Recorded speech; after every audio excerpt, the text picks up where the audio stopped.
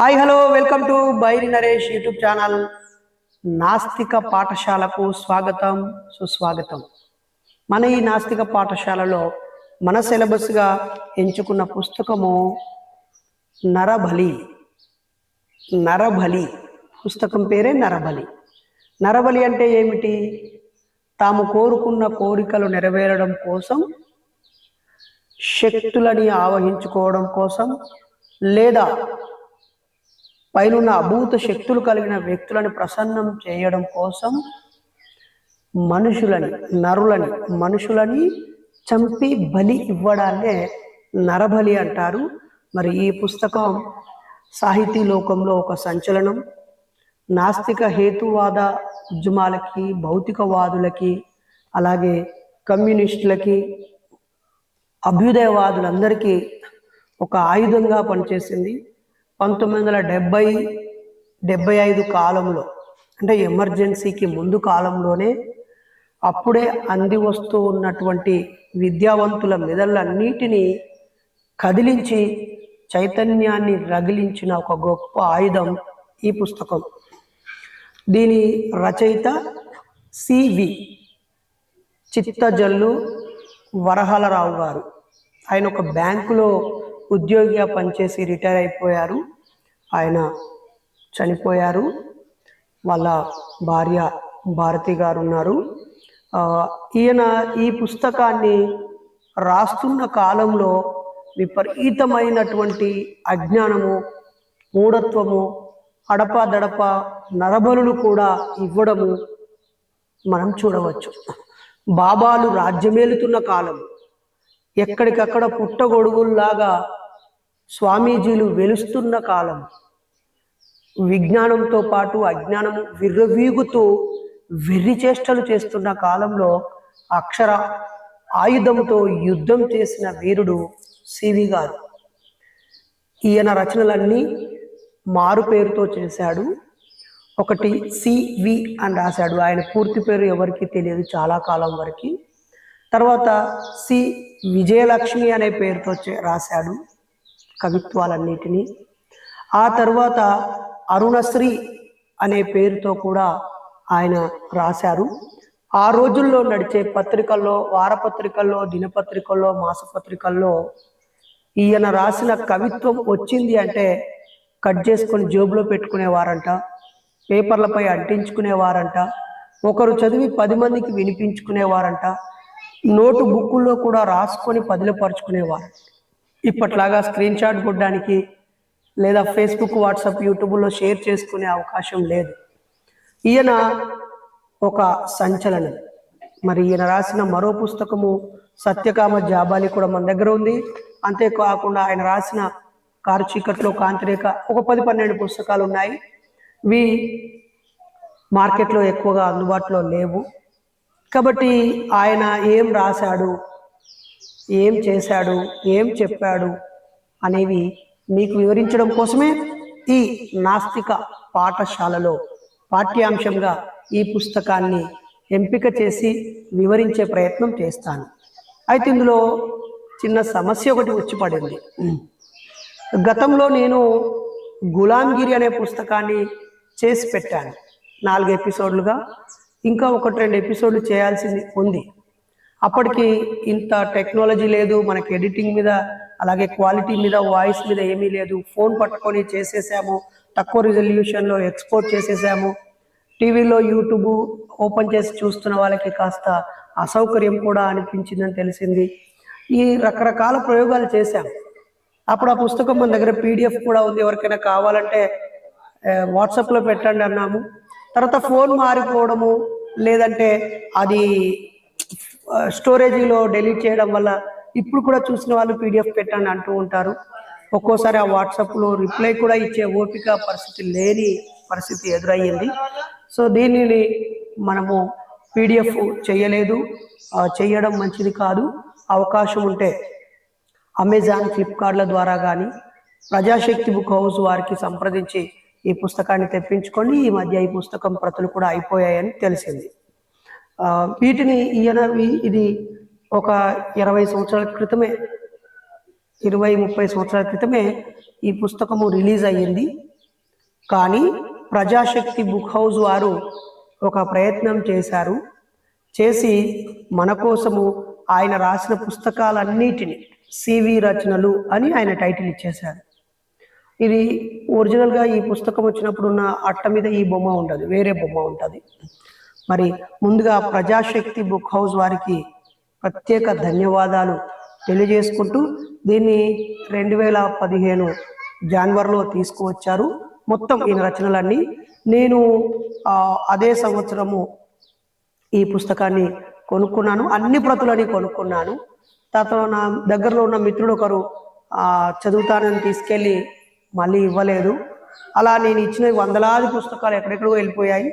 నేను తెలుసుకున్న సత్యం ఏంటంటే, విలువైన పుస్తకాలు ఒకటే ప్రతి ఉన్న పుస్తకాలు ఎట్టి పరిస్థితుల్లో ప్రాణ స్నేహితుడైనా కూడా ఇవ్వకూడదు. ఒకటే ప్రతి ఉంటే ఎట్టి పరిస్థితుల్లో ఇవ్వకూడదు. ఎందుకంటే సందర్భానుసారంగా వాటిని మనము రెఫరెన్స్గా వాడుకోవాల్సి ఉంటుంది. 2-3 పతులు ఉన్నప్పుడు ఇస్తే తప్పులేదు, లేదా వీటిని అనేక పతులు కొనుక్కొచ్చి లేదా తెప్పించి మనకు దగ్గర మిత్రులకి కానుకలుగా ఇవ్వడం కూడా మంచి అలవాటు. సో ఈ పుస్తకాన్ని జనవరి 5, 2016న ప్రజాశక్తి బుక్ హౌస్లో మళ్ళీ కొనుక్కున్నానని ఈ పుస్తకంలో దీన్ని భద్రపరచుకోవడం ద్వారా తెలిసింది. మరి వెళ్దామా మిత్రులారా ఈ పుస్తకం లోపలికి? ఈ పుస్తకం ప్రత్యేకత ఏంటంటే 120 పేజీలు ఉంటుంది ఈ పుస్తకం. దీంట్లో 51 పేజీలు రచయిత ముందు మాటగా రాసేశాడు. 51 పేజీలు రాశాడు. ఆయన రాసిన కవిత్వము కేవలం 42 పేజీలే. 42 పేజీల కవిత్వానికి 52 పేజీల ముందు మాట విశ్లేషిస్తూ రాశాడు. దీనికి వల్లభాపురం జనార్దన గారు మహబూబ్ నగర్ నుంచి కవి, విమర్శకులు, రచయిత. ఆయన మళ్ళీ ఇది 2015లో అన్ని వరుసగా ముద్రిస్తున్నప్పుడు దీనిపైన ఆయనను ముందు మాట రాయమన్నారు. ఆయన ముందు మాట ఒక 4-5 పేజీలు ఉంది. మరి నిజానికి ఈ రచయితతో నాకు ప్రత్యక్ష అనుబంధము, సంబంధము ఉండడం చాలా సంతోషంగా ఉంది. 2006వ సంవత్సరంలో సైంటిఫిక్ స్టూడెంట్స్ ఫెడరేషన్కి నేను స్టేట్ ప్రెసిడెంట్గా, ఉమ్మడి ఆంధ్రప్రదేశ్కి అధ్యక్షుడిగా ఉన్న సమయంలో నవోదయ విద్యాలయం విజయవాడలో రివ్యూ మీటింగ్ జరిగింది. డేలాంగ్ రివ్యూ అనంతరం సాయంత్రము సివి గారు ఇక్కడికి దగ్గరలో నివసిస్తున్నారు, ఆయన వృద్ధాప్యంలో ఉన్నారు, ఆయన్ని కలిసి వెళ్దాము అని అప్పుడున్న పెద్దలు అనడంతో మేము ఒక 5-6 వెళ్ళి మొదటిసారిగా ఆయనను కలిశాం. అప్పటికే ఆయన రాసినటువంటి సత్యకమ్మ జాబాలి, అందులో నాంది అనేది నన్ను చాలా ప్రభావితం చేసింది. ఆ పదాల పొందిక, ఆయన విమర్శ, లోతైన పదాలు అర్థం అవ్వడం కూడా చాలా కష్టం. డిక్షనరీ తెలుగు చదివితే కూడా తెలుగు నిఘంటు పెట్టుకునేంత స్థాయిలో ఉంటాయన్నమాట. సో మొదటిసారి ఆయన్ని కలిశాను. ఆటోగ్రఫీ అని ఒక మంచి పుస్తకం ఇస్తే ఆయన C.V. అని పెట్టి ఇచ్చింది, నా దగ్గర భద్రంగా ఉంది. ఆ తర్వాత నేను కొన్ని ఇబ్బందులు ఎదుర్కొన్న తర్వాత పర్సనల్గా కూడా ఒకసారి వెళ్ళి ఆయన్ని ఇంటర్వ్యూ చేశాను ఏకంగా. అదే సందర్భంలో చార్వాకాశ్రమం బి రామకృష్ణ గారిని, బహుశా మా పెద్దపల్లి గౌతమ్ అన్న నేను ఇద్దరం వెళ్ళాము. మొత్తం ఇంటర్వ్యూ చేసి నా చేతిలో ఏ పెన్ లేకపోతే రెడ్ పెన్తో రాసుకున్నాను. నాస్తికత్వానికి హేతువాదానికి తేడా ఏంటి, రంగనాయకమ్మ గారు నాస్తికత్వాన్ని నీడతో యుద్ధం అని ఒక పుస్తకం రాశారు. దానికి మీరు హేతువాద నాస్తికోద్యమం, రంగనాయకమ్మకి మళ్ళీ సమాధానం అని మీరు రాశారు. నాస్తికోద్యమంతో మీ పరిచయము, హేతువాదానికి తేడా ఏంటి, అసలు మీరు ఏ పుస్తకాలు చదివారు, ఎలా మీరు సర్వైవ్ అయ్యారు, ఏ రకమైన ఇబ్బందులు ఎదుర్కొన్నారు అన్నీ అడిగి తెలుసుకొని ఇంటర్వ్యూ చేశాను.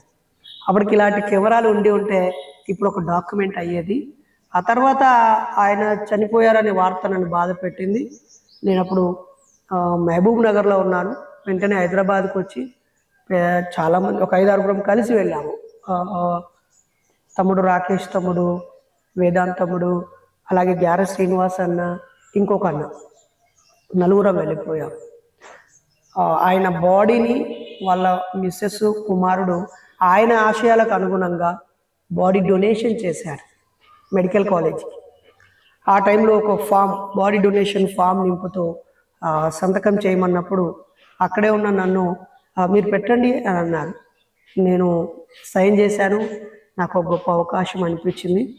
ఆ సందర్భంగా చాలామంది మార్క్సిస్ట్ పండితులు, కవులు, ప్రముఖులు వచ్చి వాళ్ళ అభిప్రాయాలని, ఆలోచనల్ని పంచుకున్నారు.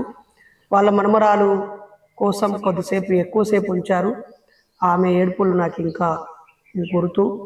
వాళ్ళ అబ్బాయిని అడిగాను, ఏమనుకోకుండా నాకు అవకాశం ఉంటే ఆయన కళ్ళజోడు కానీ లేదా ఆయన పెన్ను కానీ ఆయన ఓన్ హ్యాండ్ రైటింగ్ ఉన్న ఏదైనా ఒక చిన్న లెటర్ కానీ ఇవ్వగలరా అంటే, లేదు బ్రదర్ ఇవ్వలేము, తర్వాత ఇప్పుడు ఆయన కలవండి అన్నాడు. ఇంకా తర్వాత మేము ఆయన్ని కలవలేకపోయాము, ఆయన జ్ఞాపకాలని తీసుకోలేకపోయాము. కానీ ఆయనతో దిగిన ఫోటో మాత్రం ఉంది. ఆయన అలా వాలు చైర్లో కూర్చొని అలాగే ఉన్నప్పుడు దిగిన ఫోటో ఉంది. నెక్స్ట్ ఎపిసోడ్లో నేను ఆయనతో నాకున్న అనుబంధాన్ని మీకు పెట్టే ప్రయత్నం చేస్తాను. ఆ తర్వాత ఆయన చనిపోవడానికి ముందు రాసిన పుస్తకము, నేను చనిపోయిన తర్వాత ముద్రించండి అని చెప్పిన పుస్తకము వర్ధమాన భారతాన్ని ఆవిష్కరిస్తున్నప్పుడు భారతమ్మ గారు, బాబు నీకు వీలైతే రా నాన్న అని పిలిచారు. ఎంవి భవన్ అనుకుంటా, మాకినేని బసవ పున్నయ్య భవనం అనుకుంటా, విజయవాడలో ఆవిష్కరణ జరిగింది. ఆవిడ తన దస్తూరితో పుస్తకాన్ని గిఫ్ట్గా ఇవ్వడం జరిగింది. అలా సివి గారి ఆలోచనలు, రచనలు చాలా పవర్ఫుల్గా ఉంటాయి. ఆయన ఎన్నో ఇబ్బందులను కూడా ఎదుర్కొన్నారు, ఛాలెంజెస్ని ఫేస్ చేశారు. మారు పేర్లతో చాలామంది ఈ రోజుల్లో పక్క వాళ్ళు రాసినవే వీళ్ళు వేసుకొని వీళ్ళ పేరు రాసుకుని, నేను ఫేస్బుక్లో, వాట్సాప్లో రాసిన చాలా వాక్యాలు, సందర్భోచిత సటైర్లు అన్నీ కూడా ఇతరులు వాళ్ళ పేరు వేసుకొని వేసినవి కూడా కోకొల్లలుగా నేను చూశాను. కానీ ఈయన స్వయంగా తాను రాసినవి కూడా తన పేరు ప్రఖ్యాతుల కోసం ప్రయత్నించలేదు. మరి ఈ సందర్భంగా భారతమ్మ గారు ఈ పుస్తకాలన్నీ ప్రజాశక్తి బుక్ హౌస్ వాళ్ళకి ఇచ్చి వీటన్నిటిని ముద్రించి ప్రజలకు అందుబాటులోకి తేండి అని ఏమీ ఆశించకుండా, కాపీ రైట్స్ కూడా ఆశించకుండా, డబ్బులేవి ఆశించకుండా ఈ అక్షరాలు ప్రజల్లోకి వెళ్ళాలని ఆమె ఆలోచించిన తీరు చాలా గొప్పగా ఉంది. ఆ అమ్మ చేత అన్నం తిన్న అనుభూతి మాకు ఉంది. అమ్మకి ధన్యవాదాలు తెలియజేస్తూ, అవకాశం ఉంటే నెక్స్ట్ ఎపిసోడ్లో ఆ అమ్మతో ఫోన్లో కూడా మాట్లాడి మనం చూసుకుందాము. ఇప్పుడు ఈ పుస్తకంలోకి వెళదాము. సివి గారు ఈ పుస్తకాన్ని ఎవరికి అంకితం ఇచ్చారంటే, మానవ మస్తిష్కంలో హేతువాద జ్వాలని రగిల్చి భీకర చిత్రహింసకి గురి చేయబడ్డ భారతీయ చార్వాకులకి, దేశాల నాస్తికులకి అంకితం అని ఇచ్చాడు. ఈ పుస్తకాన్ని ఆయన దేశాలలో ఉన్న నాస్తికులకు అంకితం ఇచ్చాడు. మానవ మస్తిష్కం, తన మెదడులో ఉన్న హేతువాద అంటే ప్రశ్నించాలి, ఆలోచించాలి, కార్యకారణ సంబంధాన్ని తెలుసుకోవాలనేటువంటి జ్వాలని, ఆ వెలుగుని, ఆ దీపాన్ని వెలిగించినటువంటి భీకరమైన చిత్రహింసలకి గురి చేయబడ్డ భారతీయ చార్వాకులకి. నాస్తికులు అనే పదం మనది కాదు, అది వాళ్ళు పెట్టిందే. చార్వాకులం మనం. చార్వాకులు అంటే మంచి మాటలు చెప్పేవారు, నలుదిక్కుల విజ్ఞానాన్ని ప్రసరింపజేసేవాళ్ళు అని అర్థం. చనిపోయిన తర్వాత ఇక ఏమీ లేదు అని చెప్పేవాళ్ళు. పోనీ ఉన్నది అని చెప్పేవాడు ఒక్కడు కూడా చనిపోయిన తర్వాత ఇది ఉందని తిరిగి వచ్చి చెప్పినవాడు అక్కడ లేడు. కాబట్టి అనేక చిత్రహింసలకు గురయ్యారు చార్వాకులు. చార్వాకుల తలలను నరికి తీసుకురండి అని చెప్పారు. చాలామంది దేవుళ్ళు, మహాపురుషులుగా చెప్పబడుతున్న కల్పిత కథల పాత్రలన్నీ అలాగే చేశాయి. అందుకే ఈ పుస్తకాన్ని సివి గారు ఎవరికి అంకితం ఇచ్చారు? ఈ దేశంలో మెదడులో హేతువాదం అనేటువంటి ఒక దీపాన్ని వెలిగించిన వీరులు, అనేక చిత్రహింసలకు గురైనటువంటి చార్వాకులకి, దేశాలలో ఉన్నటువంటి నాస్తికులకి ఈ పుస్తకం అంకితం ఇచ్చాడు. అంటే ప్రశ్నించే వారికి, హేతువాదులకి, దైవాన్ని నిరాకరించి దయ్యం, భూతం, మంత్రతంత్రాలను నమ్మని వారికి మీకే ఈ పుస్తకం అంకితం ఇచ్చాడు. అవకాశం ఉంటే చదవండి. మరి ఎక్కువ మందికి అవకాశం లేదు కాబట్టి ఆన్లైన్లో మీ అందరికీ ఒక పాఠ్యాంశంగా దీన్ని బోధించాలని 4 ఎపిసోడ్లుగా వివరించడానికి మీ ముందు పెట్టుకున్నాను. చదివిన ప్రతిసారి ఒక ఉత్తేజాన్ని నింపే పుస్తకం ఇది. అయితే ప్రజాశక్తి బుక్ హౌస్ వారు దీనికి పరిచయ వాక్యంగా రాస్తూ ఆ సంపాదకీయం లేదా ఆ నిర్వహణ వాళ్ళు ఇచ్చినటువంటి ఒక తరం స్వరంగా అభివర్ణించారు. ఒక తరం అంటే ఒక 10 ఏళ్ళు 20 ఏళ్ళు కలిస్తే ఒక తరం, ఒక 20 ఏళ్ళు ఒక తరం, అలా ఒక 20 ఏళ్ళు ఒక సమాజాన్ని తన గొంతుగా వినిపించిన వ్యక్తిగా వీళ్ళు కీర్తించారు. అయితే సాహితీ లోకంలో సివి అనే 2 అక్షరాలుగా సుప్రసిద్ధుడు అయిన చిత్తజల్లు వరహాలరావు రచనల సంపూర్ణ పునర్ముద్రణలు మీ ముందుకు తీసుకురావడం సంతోషంగా ఉంది అంటున్నారు. అంతేకాకుండా రకరకాల అభివృద్ధి నిరోధక శక్తులు మత ఛాందసాల దాడి ముదిరిన నేటి పరిస్థితులలో, అంటే 10 ఏళ్ళు అవుతుంది పుస్తకం తీసుకొచ్చి, 10 ఏళ్ల క్రితమే మత ఉన్మాదులు పాలకులుగా రాజ్యాన్ని ప్రభావితం చేస్తూ రాజకీయాల్లోకి జొరబడి రాజకీయాన్ని మతాన్ని మిక్స్ చేసి ఆవు పేడలను తినిపిస్తూ మతమూక దాడులను ప్రోత్సహిస్తూ ఉన్మాదం సృష్టిస్తున్న కాలంలో సమాజానికి అక్షర మార్గాన్ని చూపించడం కోసం ప్రజాశక్తి వారు చేసిన ఒక మంచి ప్రయత్నం ఇది. వాళ్ళు అంటున్నారు, రకరకాల అభివృద్ధి నిరోధక శక్తులకు మత ఛాందస్సులకు పెట్టలేకపోతున్నారు. ఇప్పుడు ఈ పుస్తకం చాలా ప్రాసంగిక, అంటే ఇక్కడ ప్రత్యేకత ఉంది, చాలా ఇంపార్టెన్స్ ఉందని చెప్పారు. మరి ఇందులో చార్వాకులు వేనరాజుల వరవడిని కప్పిపుచ్చుతుంటారు. ఓకేనా? సాంప్రదాయవాదులు ఏం చేస్తారంటే ఈ చార్వాకులు వేనరాజుల యొక్క వాటిని కప్పిపుచ్చుతూ ఉంటారు.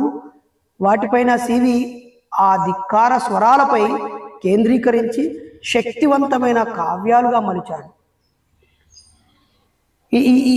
ఈ పాండిత్యము మాకే సొంతము, ఇందులోని రహస్యం అందరికీ తెలిస్తే మేము అబాసు పాలవుతామని ఇతరులు చదవకుండా ఉంచినటువంటి సంస్కృతాన్ని అధ్యయనం చేసి లోతైన పట్టు సంపాదించి ఆ సంస్కృతంలోని పదాల యొక్క గుట్టును విప్పుతూ అంతే వాడి వేడి పదాలతో, పద్యాలతో, కవిత్వాలతో, వాక్య పదబంధాలతో బంధించబడి ఉన్న భావాలని అక్షర గుణపాలతో కూల్చివేశాడు సివి గారు.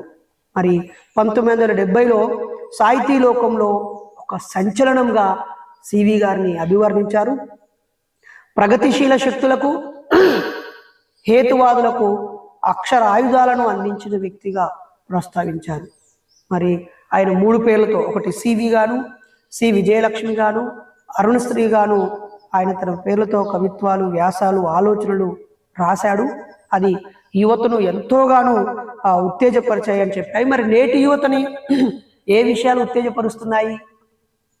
అందుబాటులోకి వచ్చినటువంటి ఆన్లైన్ను ఉపయోగించి ప్రపంచ దేశ విదేశాల చరిత్రలు, అక్కడి నాగరికతలు, పోరాటాలు, అక్కడి బతుకు చిత్రాలు, అక్కడి వ్యవస్థ అభివృద్ధిక కారకాలు, ఇలా ప్రపంచాన్ని నీ గుప్పిట్లో నీ చేతిలో పెట్టిన ఈ టెక్నాలజీని ఉపయోగించి నువ్వు ప్రపంచ మానవుడు కావాలి, కానీ అజ్ఞాన మానవుడు అయితే ఎలా? యువకులారా, మూర్ఖత్వానికి తాతగారి బామ్మగారి భావాలకి దాసులైతే ఎలా మిత్రులారా? ప్రశ్నించకుండా అజ్ఞానంగా ఈ ఫోటోని 21 మందికి షేర్ చేయండి, మంచి వాక్యం వింటారు అంటే గబా గబా షేర్ చేసే స్థాయికి దిగజారితే ఎలా యువకులారా? నిజంగా మీరు యువకులేనా? యవ్వనంలో ఉన్నటువంటి వారేనా? ఒకసారి ఆలోచించండి. ఇలాంటి అనేక పుస్తకాలను చదవండి, అన్ని మత గ్రంథాలను చదవండి, మీ మత పెద్దలు చెప్పే మాటల్లోని దొల్లతనాన్ని గుర్తించండి. మీ యవ్వనానికి చైతన్యాన్ని, ఆధునికత్వాన్ని అందిపుచ్చి బానిసత్వాన్ని తొలగించడానికి ప్రయత్నించండి మిత్రులారా. ఇది 1970లో, అంటే 54 ఏళ్ల క్రితము అప్పటి సమాజాన్ని, యువతను ఉత్తేజపరిచిన పుస్తకము. ఇది అందుబాటులో లేదని ఇలా వివరిస్తూ వీడియో చేస్తూ మీ ముందుకు వస్తున్నాను మిత్రులారా. కాబట్టి యువకులు ఆదరించాలని, మరి ముఖ్యంగా ఆడపడుచులు, మా తోడబుట్టిన సోదరీమణులు, మీరు ఆలోచించదగ్గ అనేక విషయాలు ఇందులో ఉన్నాయి, దయచేసి ఆలకించాలని కోరుతూ ఉన్నాను. మరి ఈయన ఎక్కడ సన్మాన సత్కారాలకి అర్రులు చాచలేదు, ప్రభుత్వ అవార్డులకు రివార్డులకు ప్రయత్నించలేదు, ఎవరి మెప్పు కోసమో అయ్యో నేను ఇంత సూటిగా ఇంత కఠినమైన విషయాన్ని రాస్తే నేను విమర్శించబడతానో, దాడులకు గురవుతానో, లేకపోతే నాకు ఎక్కువ మంది ఆదరణ పొందడం, ఎక్కువ మంది ఆదరణ గురించి నేను ఆలోచించలే. తక్కువ మంది అయినా చాలు, యుద్ధ వీరులు కావాలి, ప్రశ్నించే ధీరులు కావాలి, ఆలోచించే మేధావులు కావాలని ఆ కలలు కన్నాడు ఆయన. మెజారిటీ ప్రజలను ఎవరు కోరాలనుకుంటారు? ఎవరిని నొప్పించక తానొవ్వక తప్పించక తిరుగువాడు ధన్యుడు సుమతి అని సుమతి పద్యంలో చెప్పినట్టుగా, ఎవరిని నొప్పించకుండా అలా మీద మీద సోప్ వేసుకుంటూ మంచిగా రాశాడు. దేనికి పనికి వస్తాయి అది? వేల సంవత్సరాలుగా వేళ్ళూనుకొని పోయి ఉన్నటువంటి ఆ పిచ్చిగడిని పీకేయకుండా మీద మీద అలా కత్తిరించుకుంటూ అలా సోంపేసుకుంటూ ఎవరిని నొప్పియకుండా ఎంతోమంది మన చుట్టూ ఉంటారు. వాళ్ళ వల్ల ఏం ఉపయోగం లేదు, కాగితాలు ఖర్చు తప్ప. ఓకేనా? అందుకే 100 పుస్తకాలు రాసిన వాళ్ళలో మీరు రాసిన పుస్తకాలు ఈ సమాజాన్ని ప్రభావితం చేసిన 4 పుస్తకాలు ఏమో ప్రశ్నించుకోండి. మీరు కాంప్రమైజ్ అవుతున్నారు కాబట్టి, మీరు రాయగలిగే శక్తి మీకు ఉన్నప్పటికీ ఎవరేమనుకుంటారో నాకెందుకులే అని భయపడుతున్నారు కాబట్టి మీ పుస్తకాలు సమాజంలో అలా తూతూ మంత్రంగానే ఉండిపోతున్నాయి. ఆలోచించండి. అందుకే ఓ యువతి యువకుల్లారా, మీరు ఇంకా దేనికి బానిస కాని వాళ్ళు, రగిలించండి, వెలిగించండి, చీకటిని దహించి వేయండి అని కోరుతున్నాను మిత్రులారా. మరి ఇక్కడ ఇంకా ఏమంటున్నాడంటే, ఈ ఒక తరం స్వరంగా పెట్టిన ముందు మాటలో ఈ ముద్రణ వాళ్ళ పలుకుల్లో ఏమంటున్నారంటే, నమ్మదగని దానిపై ధ్వజమెత్తిండి. ఈయన నమ్మేదాన్ని వదిలేశాడు. నమ్మదగనిది ఏదైతే ఉంటుందో 100కి 99 మంది నమ్ముతున్నారు అని అంటే ఆయన అలా క్షమించి వదిలేలా. ఏదైతే ప్రశ్నించదగ్గ విషయం ఉంటుందో దాన్ని సూటిగా ప్రశ్నించేశాడు. అయ్యో, మరి ఉద్దండ పిండాలు కలిసి మంచి ప్రార్థనలు చేస్తున్నారు అంటే దాన్ని ఉతికి పారేసాడు. అయ్యో, ఇస్లాం లక్షలాది మంది దాంట్లో ఉన్న డొల్లతనాన్ని ఇట్లా బట్టలు విప్పినట్టుగా విప్పి పారేసాడు. అయ్యో, ఇంతమంది పండితులు, చిన్న జీయర్లు, పెద్ద జీయర్లు, రకరకాల పీఠాధిపతులు వచ్చి చేస్తున్న ఇవి కదంటే స్వామిలోరు ఏం చేశారని ఒక పుస్తకం ఉంటుంది, ఉతికి ఉతికి ఉతికి ఆరేశాడు. కాబట్టి ఆయన నమ్మదగని దానిపైన ధ్వజమిచ్చిన వ్యక్తిగా వీళ్ళు ఇక్కడ ప్రస్తావించారు. అంతేకాదు, ఈయన రాసిన పుస్తకాలని మార్క్సిస్టు సిద్ధాంతకర్తలలో, మార్క్సిస్టు తత్వవేత్తలలో అగ్రగణ్యుడిగా భావించేటువంటి మాకినేని బసవ పున్నయ్య గారే స్వయంగా సివి గారి రచనలను పరామర్శ చేయడంలో ఆయన యొక్క ప్రత్యేకత మనకి అర్థమవుతుంది. కాబట్టి ఈ పుస్తకం ఎంత ఇంపార్టెంటో ఆల్రెడీ మీకు వింటున్న మీ అందరికీ అర్థమై ఉంటుందని భావిస్తూ ఉన్నాను. మరి అభ్యుదయ కవిత్వానికి, దిగంబర కవిత్వానికి మధ్య కాలం అంతా సివి కాలంగా చెప్పవచ్చు. ఒకవైపు ఏమో అభ్యుదయం, అభివృద్ధిని కోరుతూ, మార్పును కోరుతూ వచ్చిన సాహిత్యము. ఇక దిగంబరం, మనం ఎంతోమంది జ్వాలాముఖి గారి నుంచి మొదలుకుంటే ఎంతోమంది, ఒకరిద్దరుగా శ్రీశ్రీ గారి దాకా ఎంతోమంది ఉన్నది ఉన్నట్టు పచ్చిగా రాసేశారు. దిగంబరం ఏం దాపరికం లేదు, బట్టలు ఇప్పేసి పెట్టినట్టుగా. కాబట్టి అటు మార్పు విప్లవ సాహిత్యానికి, ఇటు దిగంబరత్వానికి మధ్యకాలం అంతా సివి కాలంగా చెప్తాం. అందుకే ఆయన అప్పుడున్నటువంటి నిరంకుశత్వంగా ఉన్నటువంటి వాటి మీద కారు చీకట్లో కాంతిరేఖగా కవిత్వీకరించారని, రకరకాల సందర్భాల్లో మనము ఆయన ఏ పుస్తకాలు తీసుకొచ్చాడనేది చెప్తుంటాడు. పారిస్ కమ్యూన్ కవిత్వం సిద్ధాంతం మేళవించి ఒక 500 పేజీల బృహత్ కావ్యం రాయడం గురించి, అలాగే ప్రజావైద్యుడు రామచంద్రారెడ్డి, మహాకవి శ్రీశ్రీ, డివి సుబ్బారావు లాంటి వారి పైన ఆయన చూపినటువంటి ప్రేమ, ఒకరు ఉద్దేశించి ఒకరు పోటీ పడుతూ రాసిన విధానాన్ని వాళ్ళు ఇక్కడ ప్రస్తావించారు. పదజాలం, ఈయన సివి గారు ఉపయోగించిన పదజాలం కొందరికి కష్టం కలిగిస్తుంది. ఆయన పదజాలం బండ భూతులను కూడా ఉన్నది ఉన్నట్టుగా రాసేశాడు అక్కడ. ఉదాహరణకి, ఫలానా మేనక అనే ఆవిడ తండ్రి అయిన ఈయనతో కాపురం చేసింది, కొడుకు అయిన ఈయనతో కాపురం చేసింది, ఈమె బిడ్డను కన్నది. మరి ఈ బిడ్డ ఈ తండ్రికి ఏమవుతాడు, ఆ కొడుకు ఏమవుతాడు? తండ్రి కొడుకులతో కలిసి కాపురం చేసిన ఈవిడ పుట్టిన పిల్లలు ఏమవుతారా? రండా కొడకల్లారా అంటాడు ఆయన, మొండా కొడకల్లారా అంటాడు ఆయన. ఇవన్నీ ఆడవాళ్ళని అవమానించిన పదాలుగా భావించకుండా అజ్ఞానాన్ని ప్రశ్నించడం కోసం ఉన్నది ఉన్నట్టుగా రాసినట్టుగా మనం భావించే ప్రయత్నం చేద్దాం మిత్రులారా. అయితే సమాజంలో విజృంభించిన వికృత ధోరణులపై, అర్థం లేని అంధవిశ్వాసాలపై ఆగ్రహంతో కొన్ని తావుల సివి గారు అలా ఉపయోగించారని చెప్పారు. ఉత్తరోత్తర దళిత కవిత్వం వంటివి ముందుకు వచ్చినప్పుడు సివిలో వారు తమ తొలి అడుగులు చూసుకోవడం యాదృచ్ఛికం కాదు. దళిత కవిత్వం వచ్చాక సివి గారిలో వాళ్ళ తొలి అడుగులు చూసుకున్నారు, ఆయన ప్రభావం వారి మీద పడింది అని ఇక్కడ చెప్తూ ఉన్నారు. మరి దాదాపు 3 దశాబ్దాల తర్వాత సివి రచనలు సమగ్రంగా ముద్రించే అవకాశం కలిగినందుకు సంతోషం వ్యక్తం చేశారు. అంగీకారం తెలిపిన సివి గారికి, ముందుగా వారి సతీమణి భారతి గారికి ఆయన రచనలపై ఆసక్తితో, ప్రజాశక్తి సంస్థపై గౌరవంతో ఇందుకు అవకాశం ఇచ్చినందుకు వారు ధన్యవాదాలు తెలిపారు. మరి ఇందులో శాంతశ్రీ గారు, దినపత్రిక ప్రజాశక్తి దినపత్రిక శాంతశ్రీ గారికి థ్యాంక్స్ చెప్పారు. వారి కృషి ఎంతో ఉందని చెప్పారు. మరీ ముఖ్యంగా సిపిఎం పొలిట్ బ్యూరో సభ్యులుగా ఉన్న బివి రాఘవులు గారు ఈ ఆలోచనను మనసారా ప్రోత్సహించారని, పార్టీ నుంచి లేదా ఆ ట్రస్ట్ నుంచి పుస్తకాలు రావడం అవసరమని సహాయ సహకారాలు అందించి తాను అండగా నిలబడ్డానని చెప్పారు. ప్రముఖులు, మేధావులు, రచయితలు, పాత్రికేయుల నుంచి యువత వరకు అందరూ కూడా దీనికి పీఠికలు రాసిన, ఈయన పుస్తకాలన్నిటికీ పీఠికలు రాసిన వారు, ముందు మాటలు రాసిన వారు, రివ్యూలు రాసిన వారు అందరికీ రకరకాల రూపంలో వారి దగ్గర ఉన్న ప్రతులని అందించిన వారిని కూడా వాళ్ళు థ్యాంక్స్ చెప్పారు. మరి మనం కూడా మన యూట్యూబ్ ఛానల్ నుంచి థ్యాంక్స్ చెబుతూ ఇక ఆయన చెప్పిన ఒక మంచి కవిత్వాన్ని ఒకటి విందాం మిత్రులారా. విని ఆయన రచయిత మాటలు ఏం చెప్పాడు, అలాగే ముందు మాటలో వల్లభాపురం జనార్దన గారు మహబూబ్ నగర్ నుంచి కవి విమర్శకులు, మరి ఆయన కవి మాట, ముందు మాట ఏముందో మనం చూద్దాం మిత్రులారా. ఇక్కడ ఒకటి చూద్దాం ఏమంటున్నాడంటే,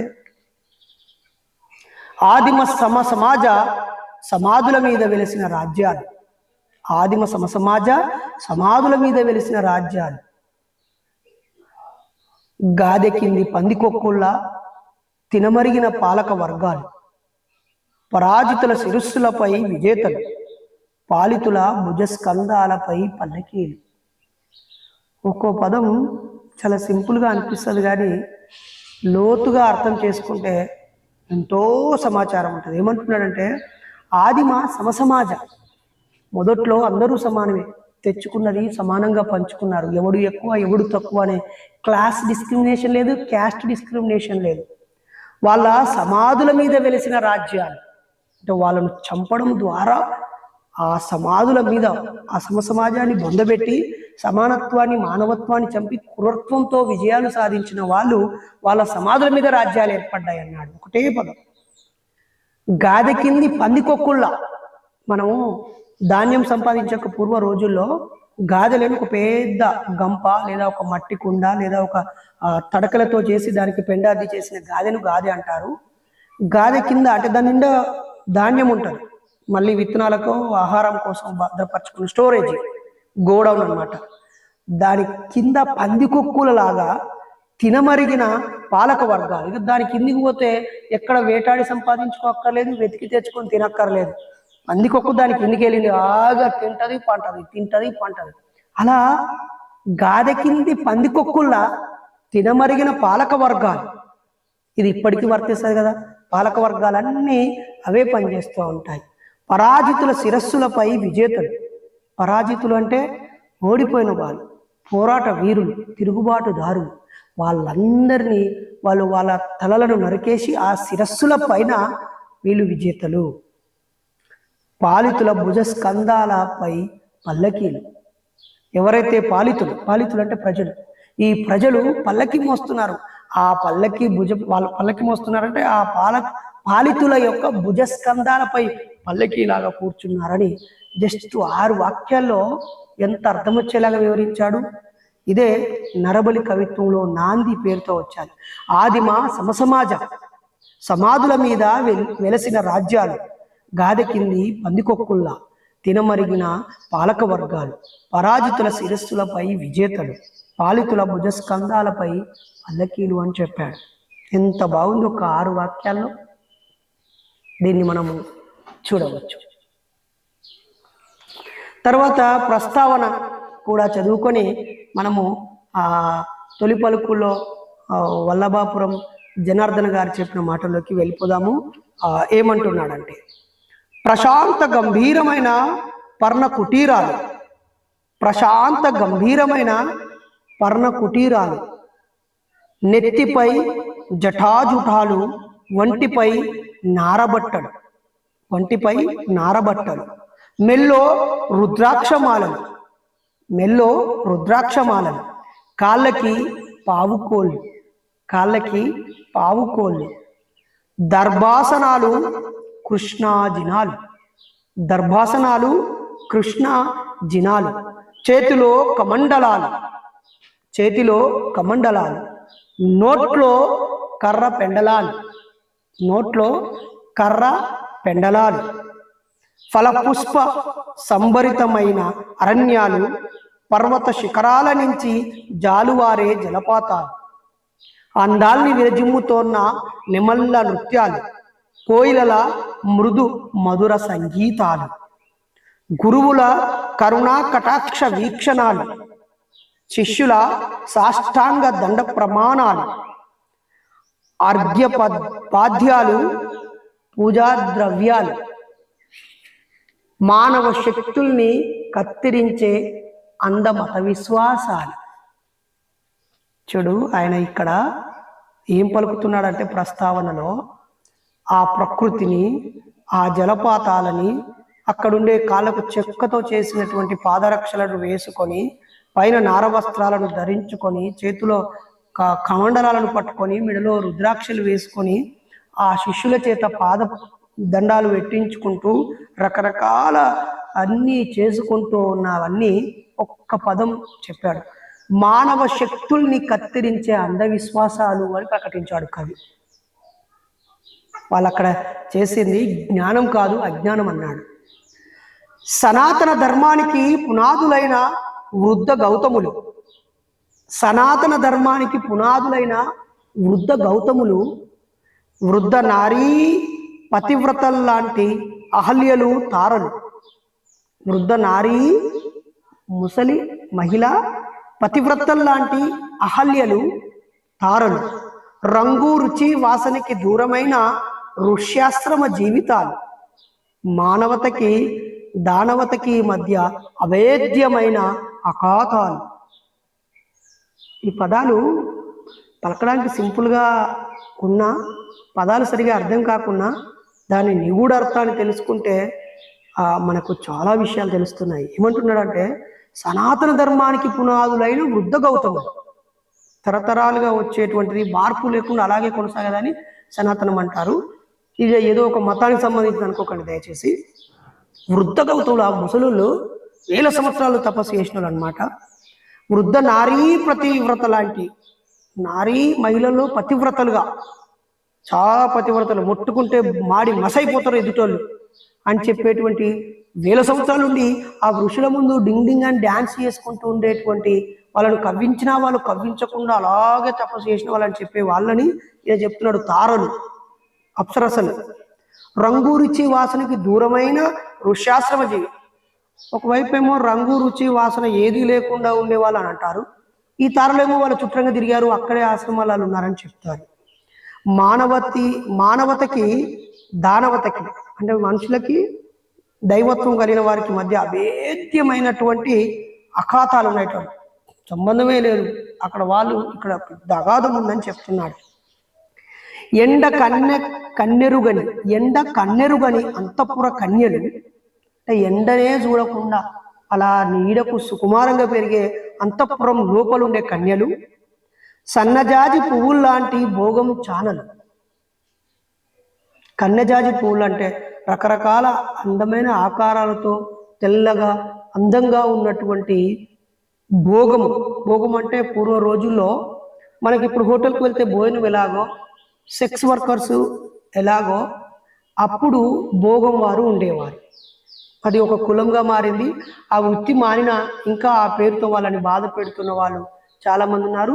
వాళ్ళ పేరు మార్చుకున్న వాళ్ళని ఇంకా అలాగా చూస్తున్న నీచులు కూడా కొంతమంది ఉన్నారు. మార్పును మనం స్వాగతించాలి. మరి భోగం అనే ఛానల్ అని చెప్తూ ఉన్నాడు. పంచదార చిలకల్లాంటి రాచరిక దాసీలు వీళ్ళకి ఇప్పుడు మనం రకరకాల దేశ విదేశాలకు వెళ్ళి తాయి మసాజులు చేయించుకుంటాం కదా, ఆడవారితో మసాజులు చేయించుకోవడాలు, ఆడవారు కొన్ని డాన్లు రకరకాల సినిమాలలో ఉండేటువంటి విలన్ పాత్రలకి వాడు ఇట్లా గిచ్చించుకోవాలంటాడు కదా. ఒక సినిమాలో పోకిరి సినిమాలో ప్రకాష్ రాజ్ విలన్ పాత్రలో అంటాడు కదా. అలా ఆడవాళ్ళు ఉండే పరిస్థితిని ఆయన 50 ఏళ్ల క్రితం తన పద్యంలో వివరిస్తున్నాడు. పంచదార చిలకల్లాంటి రాచరిక దాసీలు వలపించుకోవడానికి వశీకరణ మంత్రాలు.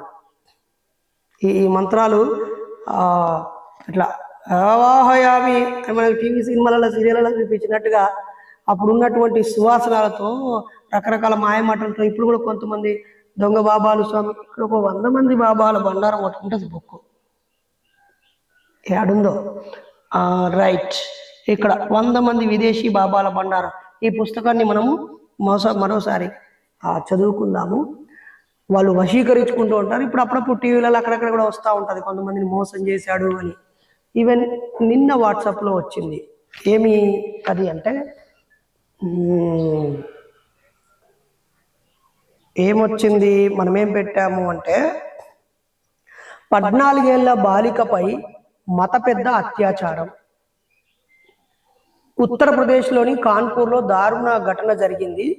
సోను హఫీజ్ అనే మత పెద్ద, సోను హఫీజ్ ముస్లిం అయిన 14 ఏళ్ల బాలికపై పలుమార్లు అత్యాచారం చేశాడు. దీంతో బాలిక గర్భవతి అయింది. అనంతరం అబార్షన్ కోసం బాలికకు మాత్రలు ఇచ్చాడు. ఆ మాత్రలు వేసుకున్న బాలిక ఆరోగ్య పరిస్థితి విషమించడంతో విషయాన్ని కుటుంబ సభ్యులకు చెప్పడంతో ఈ ఘటన వెలుగులోకి వచ్చింది. కుటుంబ సభ్యుల ఫిర్యాదు మేరకు పోలీసులు మత పెద్ద హఫీజ్ పై అరెస్ట్ చేసి కేసు పెట్టారు. ఇది ఏప్రిల్ 17, 2024 వార్త. ఓకేనా, అంటే సందర్భం వచ్చింది కాబట్టి చెప్పాను. నాకు ఆయన పేరు చెప్పాలనేం కాదు మిత్రులారా. ఇవి 50 ఏళ్ల క్రితం చెప్తున్నాడు ఆయన. ఇలా మరి అంత పెద్ద మత పెద్ద 14 ఏళ్ళ అమ్మాయిని సెక్స్ చేయటం నేరం కదా. ఇన్నేళ్ళు ఆ మతాన్ని వాడు చెప్పిన మాటల్ని నమ్మిన వారందరూ అది మోసము తప్పు అని అనుకోవచ్చు కదా. వీడు తప్పు, దేవుడు ఏం తప్పు లేదంటాడు మళ్ళీ. మరి ఇన్నేళ్ళు ఆ దేవుడి పేరుతో వీడే కదా పబ్బం గడిపింది. ఆ దేవుడు వీడి చెడును గుర్తించాలి కదా, వీడిని శిక్షించాలి కదా, శిక్షించలేదు కదా. అందుకే కదా అందరూ శిక్షించాలని కదా చట్టాలు పెట్టుకొని రాజ్యాంగబద్ధంగా జీవిస్తూ ఉన్నాం. ఇక్కడ ఏమంటున్నాడు, ఎండ కన్నెరుగని అంతఃపుర కన్యలు, సన్నజాజి పువ్వుల్లాంటి భోగం చానలు, పంచదార చిలకల్లాంటి రాచరిక దాసీలు, వలపించుకోవడానికి వశీకరణ మంత్రాలు, పున్నామ నరకం నుంచి కాపాడే పుత్రులు, వేదాధ్యయనం గావించే రాత్రులు, స్త్రీలోలురు, శిశుఘాతకులు, భ్రూణ హత్య పరాయణులు. ఇవన్నీ ఎవరి గురించి అంటున్నాడు? అక్కడెక్కడో సనాతనని బోధించే వాళ్ళని ఉద్దేశించి వాళ్ళు కూడా కొడుకులను కన్నారే. ఖచ్చితంగా కొడుకే పుట్టాలి, మనం చచ్చిపోతే వాడే నిప్పు పెట్టాలి, అప్పుడే పున్నామ నరకం నుంచి బయటికి పోతామని చెప్పారే. అంటే మీరు పున్నామ నరకం నుంచి తప్పించుకోవడానికి కొడుకును అంటున్నారా? అంటే మీరు ఆల్రెడీ పాపం చేశారని ఒప్పుకుంటున్నట్టే కదా. చలో కొడుకు పుట్టి వాడు నీకు నిప్పు పెడితే, తలకొరివి పెడితే ఇక ఇవి 2 పోయి డైరెక్ట్ పోతాం. మరి ఆడపిల్లలు పుట్టిన ఎట్లా? 2 ఆడపిల్లలు ఉన్నాక ఆపరేషన్ చేసుకున్న వాళ్ళు ఎంత? మీరు చేసిన ఈ దుర్మార్గ పనికి మాలిన ఆచారం వల్ల 2 బిడ్డలు పుట్టినా, 3 బిడ్డలు పుట్టినా, 4వ కొడుకు పుడతాడు, 5వ కొడుకు పుడతాడని ఎదురు చూసిన అమాయకులు ఎంతో మంది ఉన్నారు కదా. జనాభా పెరుగుదలకి ఇది కారణం కాదా? ఆలోచించండి. అందుకే ఇక్కడ ఏమంటున్నాడు, అలా ఎండకన్నేరుగనేటువంటి అంతఃపుర కాంతలను, నజాపు లాంటి భోగం వారిని, పంచదార చిలక లాంటి రాచరిక దాసీలను, ఇంకా వాళ్ళు దాసీలే, వాళ్ళు సేవ చేయడమే. స్నానం అనగానే అన్ని ఏర్పాట్లు చేసి అది మసాజ్ చేయాల్సిందే, జుట్టు ఆ తలాంటు పెట్టాల్సిందే, ప్రేరేపించాల్సిందే. నృత్యం వీళ్ళు భోగం పనులు చేస్తా అంటే, వీళ్ళు సెక్స్ వర్క్ చేస్తా ఉంటే వాళ్ళు ప్రోత్సహించాల్సిందే, కవ్వించాల్సిందే. ఇన్ని దుర్మార్గాలు ఉన్నాయి మిత్రులారా. అలాగే ఉన్నామ నరకం నుంచి కాపాడే పుత్రులు ఉంటారు వీళ్ళకి, వేదాధ్యయనం గావించే రాత్రులు ఉంటాయి. అంతేకాకుండా స్త్రీల లోరులు ఉంటారు, శిశు ఘాతకులు ఉంటారు. చిన్న శిశువులని హత్యలు చేసే వాళ్ళుగా చేసి చంపి పడేస్తూ ఎన్నో దుర్మార్గాలు చేసినవి ఉంటాయి. స్త్రీ లోలులు సొల్లు గార్చుకున్న వాళ్ళు ఉంటారు. కానీ ఎంతోమంది వాళ్ళ వాళ్ళ ఇప్పుడు ఏకాంత వచ్చి రంజింప చేసినా తాను ఎటు తల వంచకుండా అలాగే ఉన్నాడు 1000 సంవత్సరాలు అన్నాడు. అంటే ఏకాంత చేతనైనా డిస్టర్బ్ అయిన వాని చరిత్ర గంగలో కలిసినట్టే కదా. అరుదైన వ్యక్తులే ఎక్కువ కాలం ఏ ఒక్క మహిళ చేత ప్రేరేపించబడి డైవర్ట్ కాకుండా ఉన్నారని కదా అర్థం. ఆయన ఏ ఋషి ఎవరితో కాపురం చేస్తే ఎవరు పుట్టారో కూడా మనం చాలా గ్రంథాల్లో చూసాము. ఇక్కడ ఆయనే చెప్తున్నాడు, స్త్రీలోరులు భ్రూణ హత్య పరాయణులు. భ్రూణ హత్య అంటే గర్భం తీసేసాడు అన్నట్టు, అబార్షన్ చేయించటం అన్నట్టు. కడుపులో ఉన్న శిశువును చంపడాన్ని భ్రూణ హత్యలు అంటారు మిత్రులు. దేవవేశ్యలకి కడుపుల దించే మహర్షులు, దేవతలకు సంబంధించి సపరేట్ వేషలను పెట్టుకొని వాళ్ళ కడుపులు దించే మహర్షులు. పిచ్చుక సంభోగం ద్వారా మత్స్యగంధులకి, పిచ్చుకలు సంభోగం చేసుకుంటే ద్వారా మత్స్యగంధులకి పిల్లల్ని పుట్టించే పరాశర మునీంద్రుడి వీళ్ళు. మార్జాల మైథునాల ద్వారా అంబిక అంబాలికలకు ధృతరాష్ట్ర పాండవ రాజుల్ని కనే వేదవ్యాస యతీంద్రుడు. ఇక్కడ మార్జాల మైథునాలు అని అంటే కుక్కలకి పిల్లులకి, మార్జాలం అంటే పిల్లులకి, కుక్కలకి పిల్లులకి రకరకాల పశువులకి అంబిక అంబాలికలకు ధృతరాష్ట్ర పాండురాజుల్ని కనే వేదవ్యాస యతీంద్రులు వీళ్ళు. మామూలుగా ఏం లేదు కథ. పలానా పిల్లితో ఒకరిని, కుక్కలతో ఒకరిని అంటే వాళ్ళు అంబాలిక అనే వాళ్ళను కాపురం చేస్తే వాళ్ళకు పుట్టిన వాళ్ళుగా మనం ఇప్పుడు చెప్పుకునేటువంటి పాండురాజు ధృతరాష్ట్రుడు, కౌరవులకు తండ్రి, ఈ పాండవులకు తండ్రి అని చెప్పుకుంటున్నాం కదా. వాళ్ళ వేదవ్యాసుడు యతీంద్రియాలని ఒక్క పదంతో ఉతికి ఆరేస్తున్నాడు ఇక్కడ సివి గారు. ఊర్వశులను తలదన్నే దారుకానన మునిపత్నులు. ఊర్వశులను తలదన్నేటువంటి అందమైన దారుకానన మునిపత్నులు, మునిల యొక్క పత్నిలు వాళ్ళకంటే అందంగా ఉండే పత్నిలు.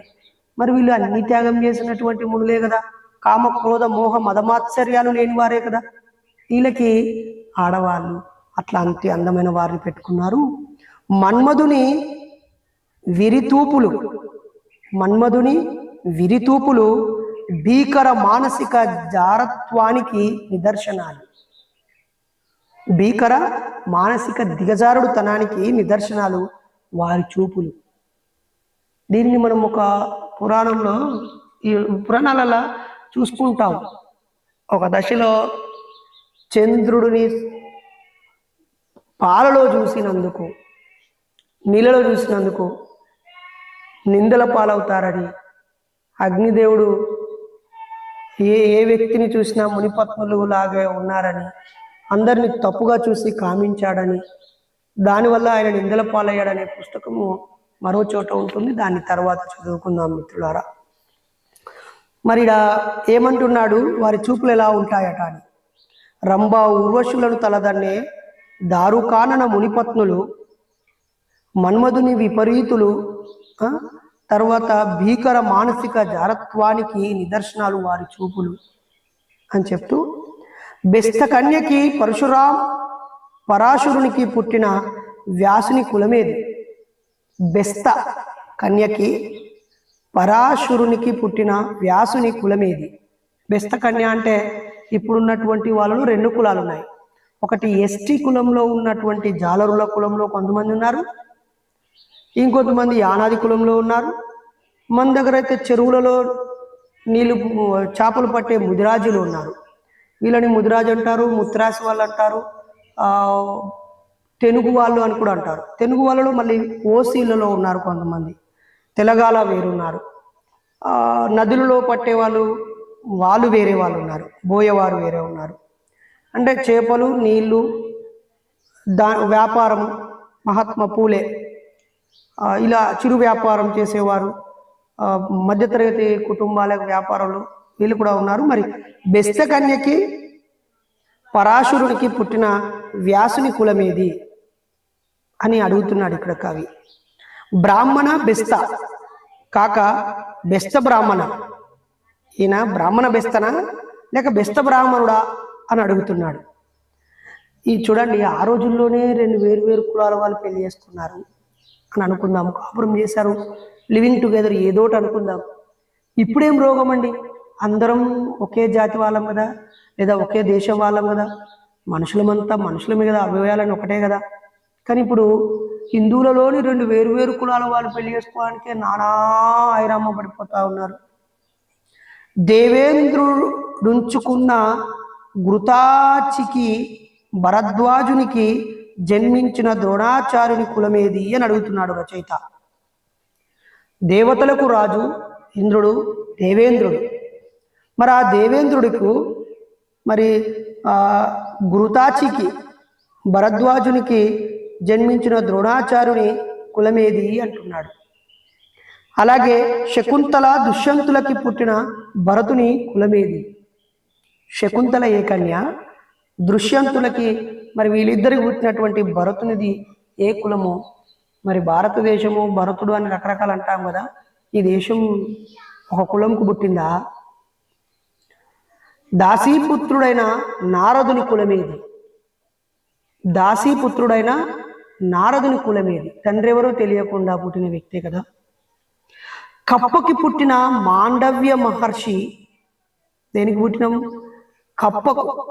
కప్పకు పుట్టిన మాండవ్య మహర్షి, కుక్కకు పుట్టిన శౌనక మహర్షి. శునకానికి పుట్టి శౌనకుడయ్యాడు. మండుకము అంటే కప్ప కాబట్టి మండోదరి అని మనము రావణాసురుడి దగ్గర మనం చెప్పుకున్నాం ఒకసారి. కప్పకి పుట్టిన మాండవ్య మహర్షి, కుక్కకు పుట్టిన శౌనక మహర్షి, చిలకకి పుట్టిన శుక మహర్షి, జింకకు పుట్టిన ఋష్యశృంగుడు, గుర్రానికి పుట్టిన అశ్వత్థామల కులమేవి? వేలాది వేల చిల్లర ముండల్ని మరిగిన వేలాది వేల చిల్లర ముండలని మరిగిన దశరథుడు నపుంసకుడై. అమ్మో, ఇదేదో చాలా విమర్శనాత్మకమైన పదం ఉంది కదా. వేలాది వేల చిల్లర ముండల్ని మరిగిన దశరథుడు నపుంసకుడై చేసిన పుత్ర కామేష్టి యజ్ఞ గుండంలోంచి పుట్టిన రామభద్రుడు సూర్యవంశోద్ధారకుడా. సూర్యవంశం చంద్రవంశం అని వాళ్ళ వస్తుంది కదా. మరి ఈడ రామచంద్ర ప్రభువు సూర్యవంశపు ఉద్ధారకుడు ఎలా అవుతాడు? పుత్ర కామేష్టి యాగం చేశారు కదా. పుత్రుడు పుట్టడం కోసం ఒక పూజారు ప్రత్యేక పూజ చేస్తే ఆ పూజలో రకరకాల యజ్ఞాలు, యాగాలు, హోమాలు రకరకాలు చేశారు. అశ్వమేధ యాగం గురించి మన దగ్గర ఉన్నటువంటి పురాణాల్లో అశ్వమేధ పురాణం, ఆ పురాణం ఎక్కడుంది, ఎలా ఉంది, అవన్నీ కూడా మనం మళ్ళీ తర్వాత చెప్పుకుందాం మిత్రులారా. ఇక్కడ మళ్ళీ ఒకసారి ఏమంటున్నాడంటే చూడండి, శకుంతల దుష్యంతులకు పుట్టిన భరతునిది కులమేమిటి? దాసీపుత్రుడైనటువంటి నారదుడి కులమేది? కప్పకు పుట్టిన మాండవ్య మహర్షి, కుక్కకు పుట్టిన శౌనక మహర్షి, చిలకకు పుట్టిన శుక మహర్షి, జింకకు పుట్టిన ఋష్యశృంగుడు, గుర్రానికి పుట్టిన అశ్వత్థామలది కులాలేవి? వేలాది వేల చిల్లర ముండల్ని మరిగిన దశరథుడు నపుంసకుడై చేసిన పుత్ర కామేష్టి యజ్ఞ గుండంలో నుంచి పుట్టిన రామభద్రుడు సూర్యవంశోద్ధారకుడా అని ప్రశ్నించాడు. యముడికి పుట్టిన ధర్మరాజు, ఇంద్రుడికి జన్మించిన అర్జునుడు, గాలిదేవుడికి పుట్టిన భీముడు, అశ్విని దేవతలకి కలిగిన నకుల సహదేవుల కులాలేమిటి? వాళ్ళు క్షత్రువులు ఎలా అవుతారు? మరి వీళ్ళ తండ్రి పాండురాజు ఎలా అవుతాడు? ధృతరాష్ట్రుడు ఎలా అవుతాడు? పాండవుడి కుమారులు ఎలా అవుతారు?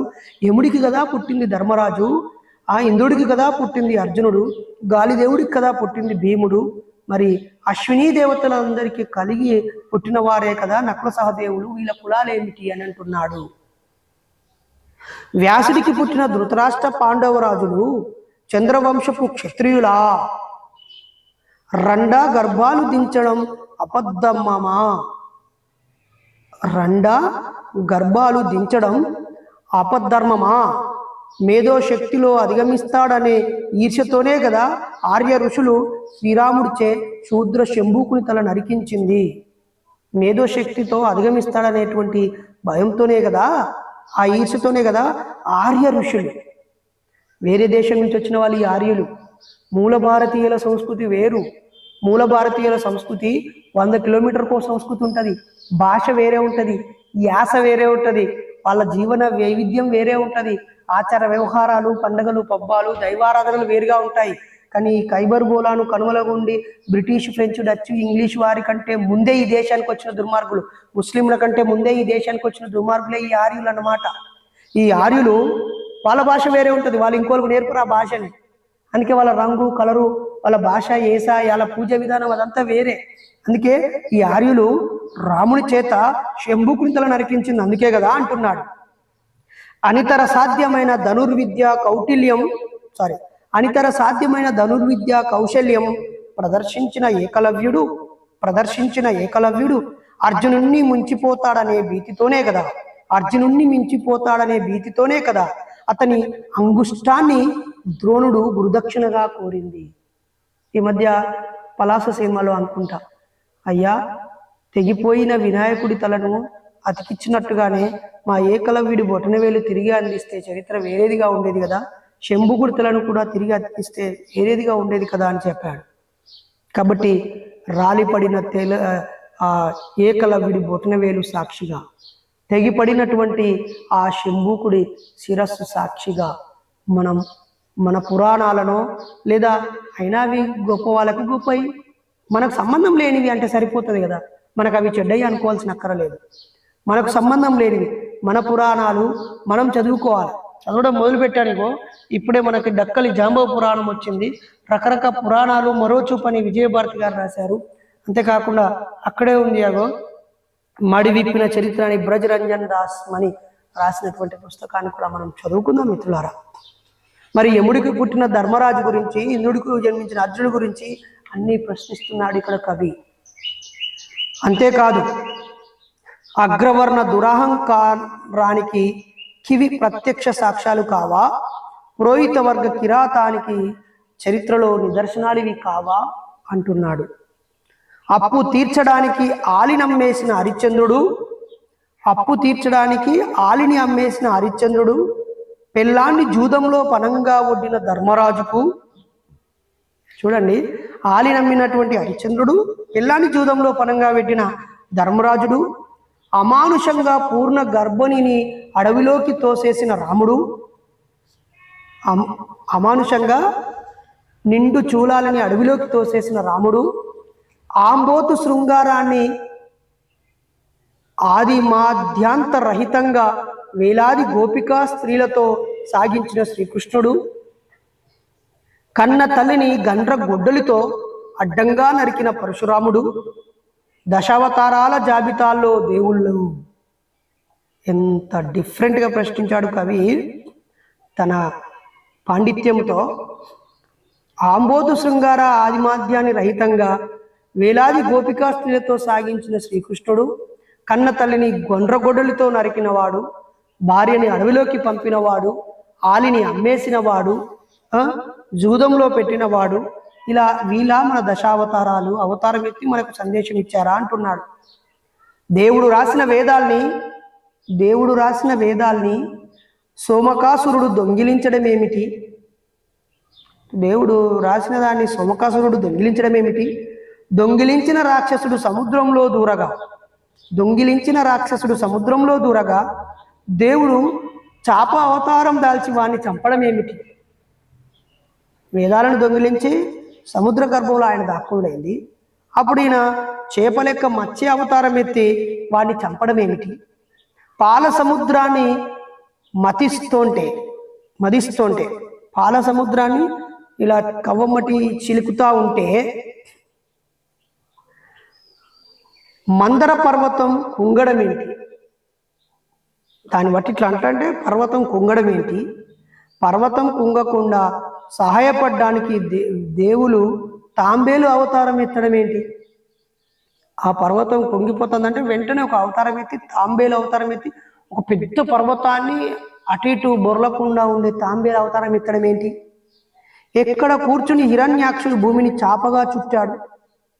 ఎక్కడ కూర్చుండి హిరణ్యాక్షుడు భూమిని ఇట్లా చాప లెక్క చుట్టుకొని సంకల పెట్టుకున్నాడు అంటాం కదా, మరి ఆయన ఎక్కడ కూర్చున్నాడు? భూమిని చాపగా చుట్టాడు. పంది అవతారం ఎత్తిన దేవుడు ఎక్కడి నుంచి లగెత్తుకొచ్చి వాడిని చంపాడు. పంది ఏడ నుంచి మరి భూమి చాపలు ఎక్కడ చుట్టుకుని సముద్రంలో దాక్కున్నాడు ఆయన, భూమి అడుగు భాగంలో. ఈయన పందిలాగా తవ్వుకుంటూ వెళ్ళి మరి దాన్ని తీసుకొచ్చాడు అంటాం కదా. ఎక్కడి నుంచి తీసుకొచ్చాడు? ఎక్కడి నుంచి లగెత్తుకొచ్చి చంపాడు. సర్వశక్తివంతుడైన దేవుడు స్తంభంలో దాక్కోవడం ఏంటి? ఇందుగలడందు లేడను సందేహము వలదు, ఎందెందు వెతికినా అందందు గలడు అన్నప్పుడు ఆయన స్తంభంలో దాక్కోవడేంది? స్తంభం బద్దలు చేసుక నరసింహస్వామి హిరణ్యకశిపుకుని విరుచుక తినడం ఏంటి? ఆయన పేగులు విక్కొని తిన్నాడు, నరసింహ అవతారం అంటున్నారు కదా. ఆయన తినడం ఏంటి? హిరణ్యాక్షుడు వేరే ఇంకో దేవుని అయితే మొక్కుతాడు కదా. ఆ దేవుని మొక్కేటానికి ఈ దేవుని మొక్కేటానికి మధ్య వచ్చిన గొడవకి ఆ రాక్షసుని చంపేసి మొత్తమే దేవుడే అనలే కదా. నేను నాస్తికుడని ప్రకటించలే కదా హిరణ్యాక్షుడిని విరుచుక తినడం ఏంటి? పరశురామ అవతారం ఎత్తిన దేవుడు సర్వక్షత్రియ సంహారం గావించడం ఏంటి? పరశురాముడి అవతారం ఎత్తినటువంటి దేవుడు క్షత్రియ అంటే రాజులందరినీ సంహరించి, అంటే బ్రాహ్మణులందరినీ రాజులను చేయడమా దీని ఉద్దేశం? శ్రీరాముడికి ఆ మునగాడు జోహాకుం చేయడం ఏంటి? శ్రీరాముడికి ఆ మునగాడు పరశురాముడు జోహాకుం చేయడం ఏంటి? దేవుడే దేవుణ్ణి దండం పెడతాడా? దేవుడే ఇంకో దేవుడికి దండం పెడతాడా? చెట్టు చాటు నుంచి శత్రువులను వధించిన వీరుడా, మాయలేడి మర్మాన్ని సహితం గ్రహించలేని అమాయకుడు, చాకలి మాటల్లోని సత్యాన్ని సైతం గుర్తించలేని రాముడు కూడా ఓ దేవుడేనా అని ప్రశ్నించాడు 50 ఏళ్ల క్రితమే. ఈ దశావతారాల జాబితా పచ్చిబూటకం. ఇది పురోహిత వర్గం కల్పించిన మాయా నాటకం. ఇది పురోహిత వర్గం చేసిన గమ్మత్తు. ఇది పురోహిత వర్గం చేస్తున్న మేధో కసరత్తు. ఎలా శాశ్వతంగా వీళ్ళకు కల్పిత కథలతో బానిసలను చేయాలని చేసిన కసరత్తు. జీవ పరిణామ సిద్ధాంతాన్ని దశావతారాల్లో చూసే ఈ ప్రబుద్ధులు, జీవ పరిణామం కూడా ఆల్రెడీ ఈ అవతారం గిటగిట అని చెప్తున్న ప్రబుద్ధులు డార్వినిజానికి దశావతారాలకి లంకె పెడుతున్నారు. ఇప్పుడు పెడుతున్నారు సూడో సైన్స్ అని. డార్విజాన్ని నిజాన్ని కూడా నమ్మనట్లేదు. అంతకంటే ఇంకా అక్యురసీగా నమ్మదగ్గది ఏదైనా నిరూపిస్తే దాన్ని నమ్మడానికి సిద్ధంగా ఉండాలి అంటున్నాము. కాబట్టి డార్విజానికి దశావతారాలకి లంక పెడుతున్నారు. అవును, నవాబుది బోడిగుండే, నాది బోడిగుండేనని. ఎవరికైనా ఇంటికి తీసేస్తే బోడగుండే ఉంటుంది అన్నదట వెనకటికి ఒక విధవరాలు ఏముందట అంటే, నవాబుది బోడిగుండే, నాది బోడగుండే అని అన్నదట వెనుకటికి ఒక విధవది. ఇంద్రుడి ఉంపుడు గత్తే ఊర్వశి. దేవతల రాజు ఇంద్రుడి యొక్క ఉంపుడు గత్తే ఊర్వశి. ఇంద్రుడి కొడుకు అర్జునుడి ప్రేయసి. చూడు, ఇంద్రుడి ఉంపుడు గత్తే పేరు ఊర్వశి, ఇంద్రుడికి పుట్టిన కొడుకు పేరు అర్జునుడు. అర్జునుడికి ఆమె ప్రేయసి. అంటే తండ్రి ఉంచుకున్న ఆమె, లేదా తండ్రి లివింగ్ టుగెదర్, తండ్రి భార్యనే. ఈయన కూడా లవరా. బ్రహ్మ కూతురు చదువుల సరస్వతి. కన్న తండ్రిని పెళ్లి చేసుకున్న పుణ్యవతి. దేవతలకి నీతి నియమాలు లేవు.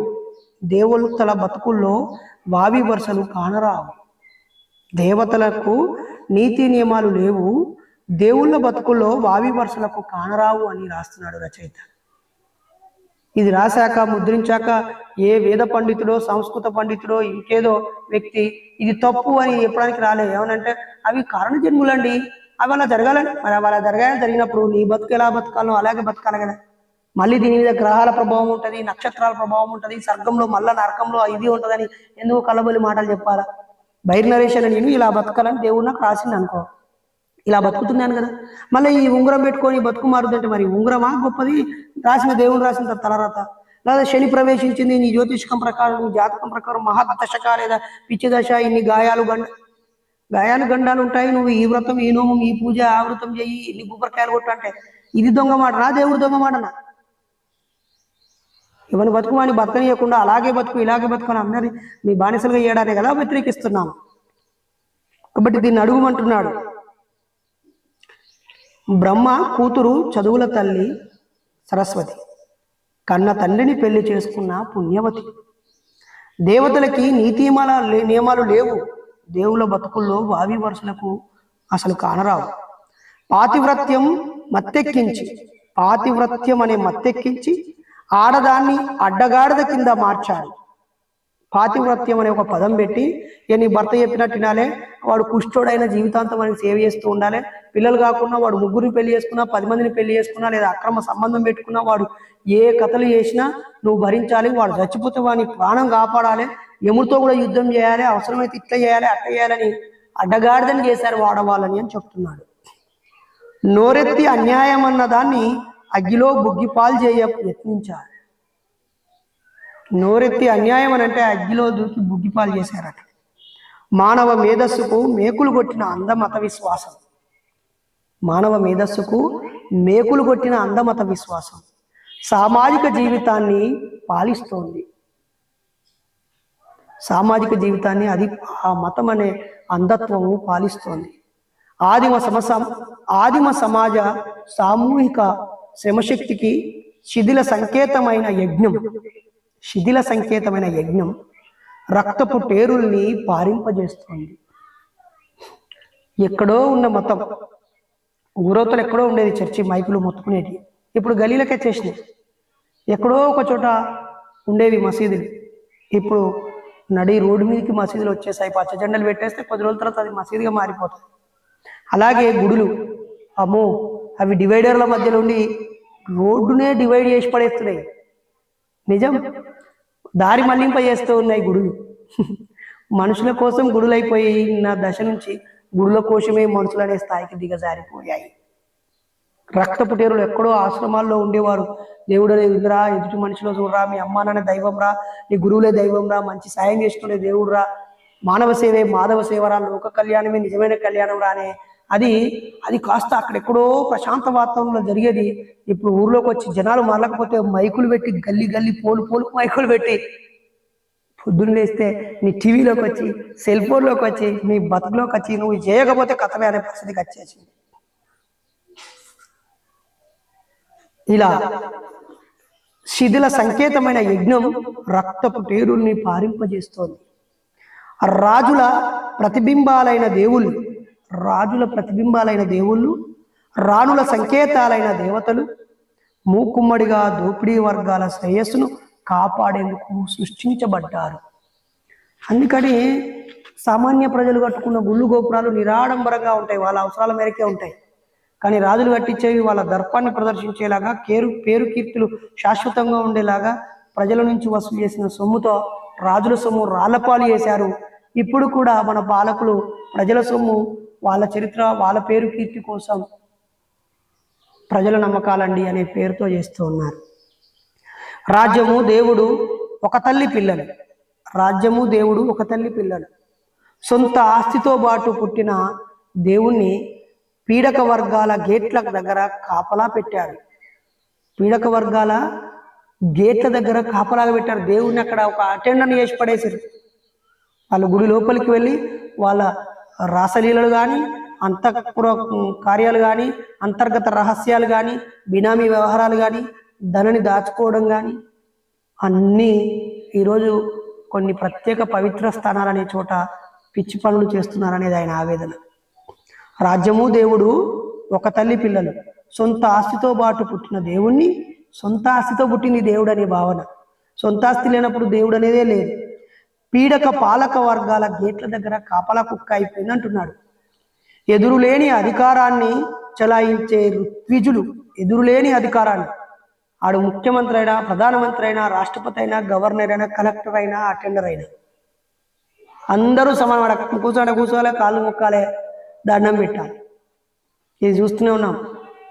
పుట్టపడి సత్యసాయిబాబు గారు మ్యాజిక్లు BBC వాళ్ళు, అరే వీడు విభూతికి ఇక్కడ తెస్తున్నాడు, ఇగో బంగారు గొలుసు ఇలా వేసిండు, ఆ గొలుసు పలానా జ్యువెలరీలో ముద్రించబడింది అని చెప్పి ఆయన మ్యాజిక్లన్నీ వివరించాక, నోట్లోంచి లింగాలు ఇలా తీస్తాడని వివరించాక వదిలేశారు. కానీ అప్పటిదాకా ఆయనకి అబ్దుల్ కలాం లాంటి గొప్ప సైంటిస్టులు కూడా పాదాభివందనం చేశాడు. బహుశా కేఆర్ నారాయణన్ గారు అనుకుంటా, రంగరాజన్ గారు గవర్నర్గా రాష్ట్రపతులుగా ఉన్నప్పుడు ఆయన అవసరమని ఒక్కసారి కూడా విజిట్ చేయలేదు ఆయన. కాబట్టి ఈ ఆశ్రమాలకి ఎదురులేని అధికారాన్ని చెలాయించే ఋత్విజులు, ఆశ్రమాలకి సాష్టాంగ నమస్కారం చేసే రాజులు, పాలక వర్గాల పశువాంచని తృప్తిపరిచే గాజులు. ఇలా పశువాంచ ఉంటుంది కదా, ఆడ భక్తుల్లో ఎవరు నస్తే వాళ్ళకి అక్కడ తృప్తిపరిచేటోళ్ళు అనమాట. రంభ సంభోగం కోసం లొట్టలు వేసే సోమయాజులు అని ముగించాడు. వామ్మో, ఇది ఒకటే పద్యం, మరి ఇంకా 70 ఉన్నాయి. ఒక్క పద్యంలో, ఒక వచన కవిత్వంలో, నరబల అనే కావ్యంలో ఆయన రాశాడు. మరి మరొక దాంట్లో మనము వివరించే ప్రయత్నం చేద్దాం.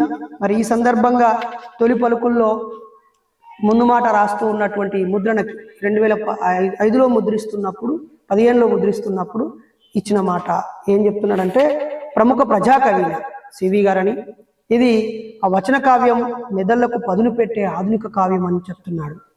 మానవతావాదానికి ఇది ప్రాణవాయువు అని రాశాడు వల్లభాపురం జనార్దన్ గారు. దీనికి ముందు మాట రాయాల్సిన అవసరమే లేదు, ఎందుకంటే ఇది చాలా ఉన్నతంగా గొప్పగా ఉంది, చదివేసేయడమే అంటున్నాడు. ఆ కావ్యాలంకారాలకు కానీ సౌందర్యం గబడ గిబిడ లేకుండా స్వాభావికంగా సౌందర్య కవిత ప్రవాహంగా సాగింది ఈ కావ్యం.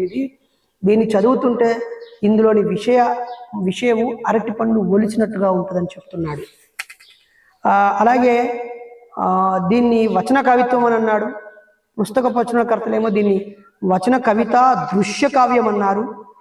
కానీ ఈ కావ్యమంతా సమాజ పరిణామానికి పునాదులు వేసే ఉద్యమానికి ప్రతినిధి అయిన వ్యక్తికి, సమాజాన్ని చైతన్యపరిచే ఒక ఉద్యమకారుడికి, సనాతనత్వాన్ని అంధత్వాన్ని నేను మార్చుకోలేను అనే అజ్ఞానముతో ఉండే మూడుడికి మధ్య జరిగే ఒక సంవాదం, ఒక చర్చ, ఒక ప్రశ్నల సమాధానాల ఒక సంపుటంగా ఉంటుంది అని ఇక్కడ మనకి చెప్తున్నాడు. మరి కుల మత మూఢ విశ్వాస దోపిడీ ఆధిపత్య సంస్కృతి మానవుల మెదళ్లలో హేతువాద ఆలోచన విత్తనాలను మొలకెత్తించి సమాజాన్ని సతత హరితంగా ఉంచడానికి ప్రతినిధులుగా ఉండి కృషి చేసిన వాళ్ళను బలి తీసుకుంటూ హంతక దర్శకత్వాన్ని నిర్వహిస్తున్న వాస్తవాన్ని అక్షరంగా మార్చింది ఈ పుస్తకం అని చెప్తున్నాడు.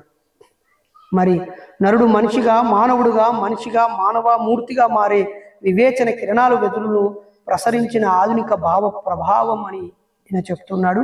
మరి నరజాతి చరిత్ర సమస్తం రణరక్త ప్రవాహ సిక్తం అన్న శ్రీశ్రీ మాటలకు కుట్ర రక్త ప్రవాహ ఈ సిక్తం అన్నది చేర్చడం అతిశయోక్తి కాదనేది అనుకుంటున్నా.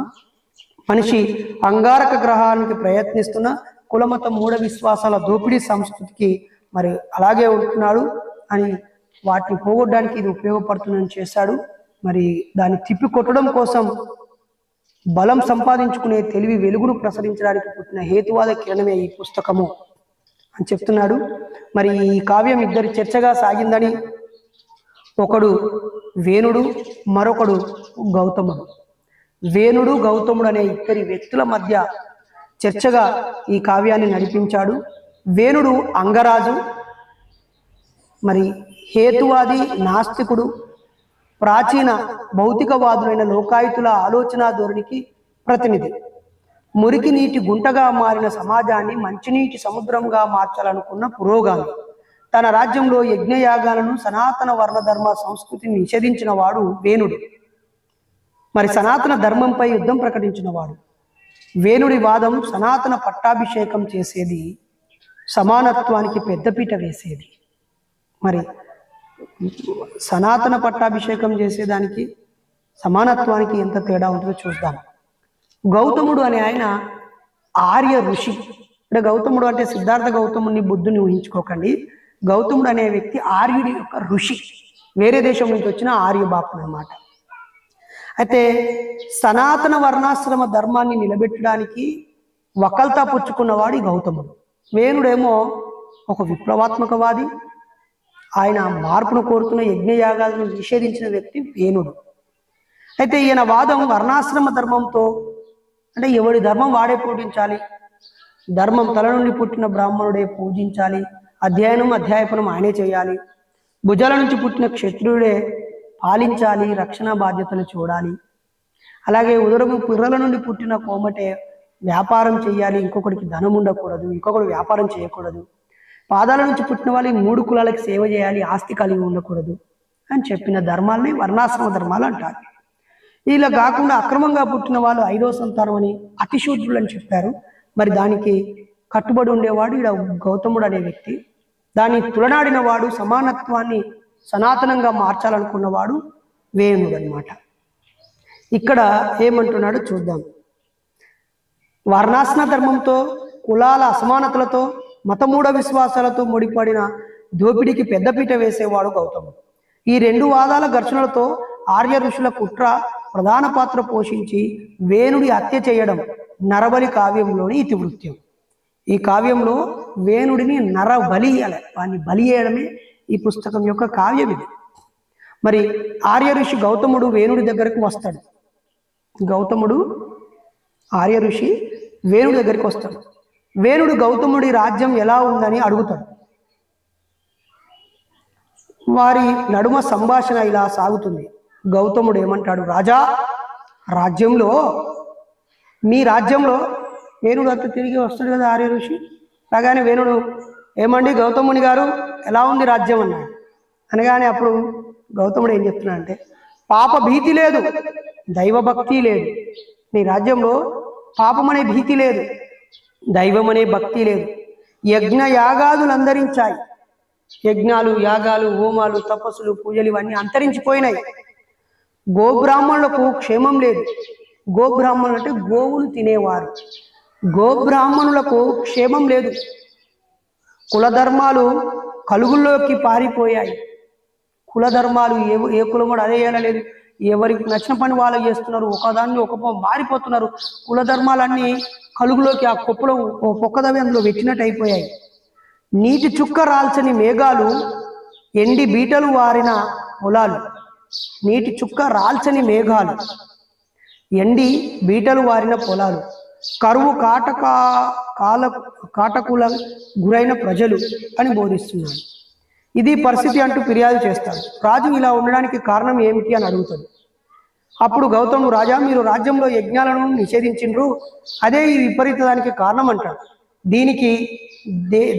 దీనికి ఏమిటి సంబంధం అని రాజు అంటే, గౌతముడు, రాజు యజ్ఞాలు నుండి ధూమాలు పుడతాయి, ఆ ధూమాల వల్ల ఆకాశంలో మేఘాలు మొలుస్తాయి, మేఘాల వల్ల వానలు కురుస్తాయి, వానల వల్ల పంటలు పండుతాయి. ఇలా లోక కళ్యాణానికి దోహదం చేసే యజ్ఞాలు లేకపోవడం వల్లనే ఈ దుస్థితి వచ్చిందంటాడు.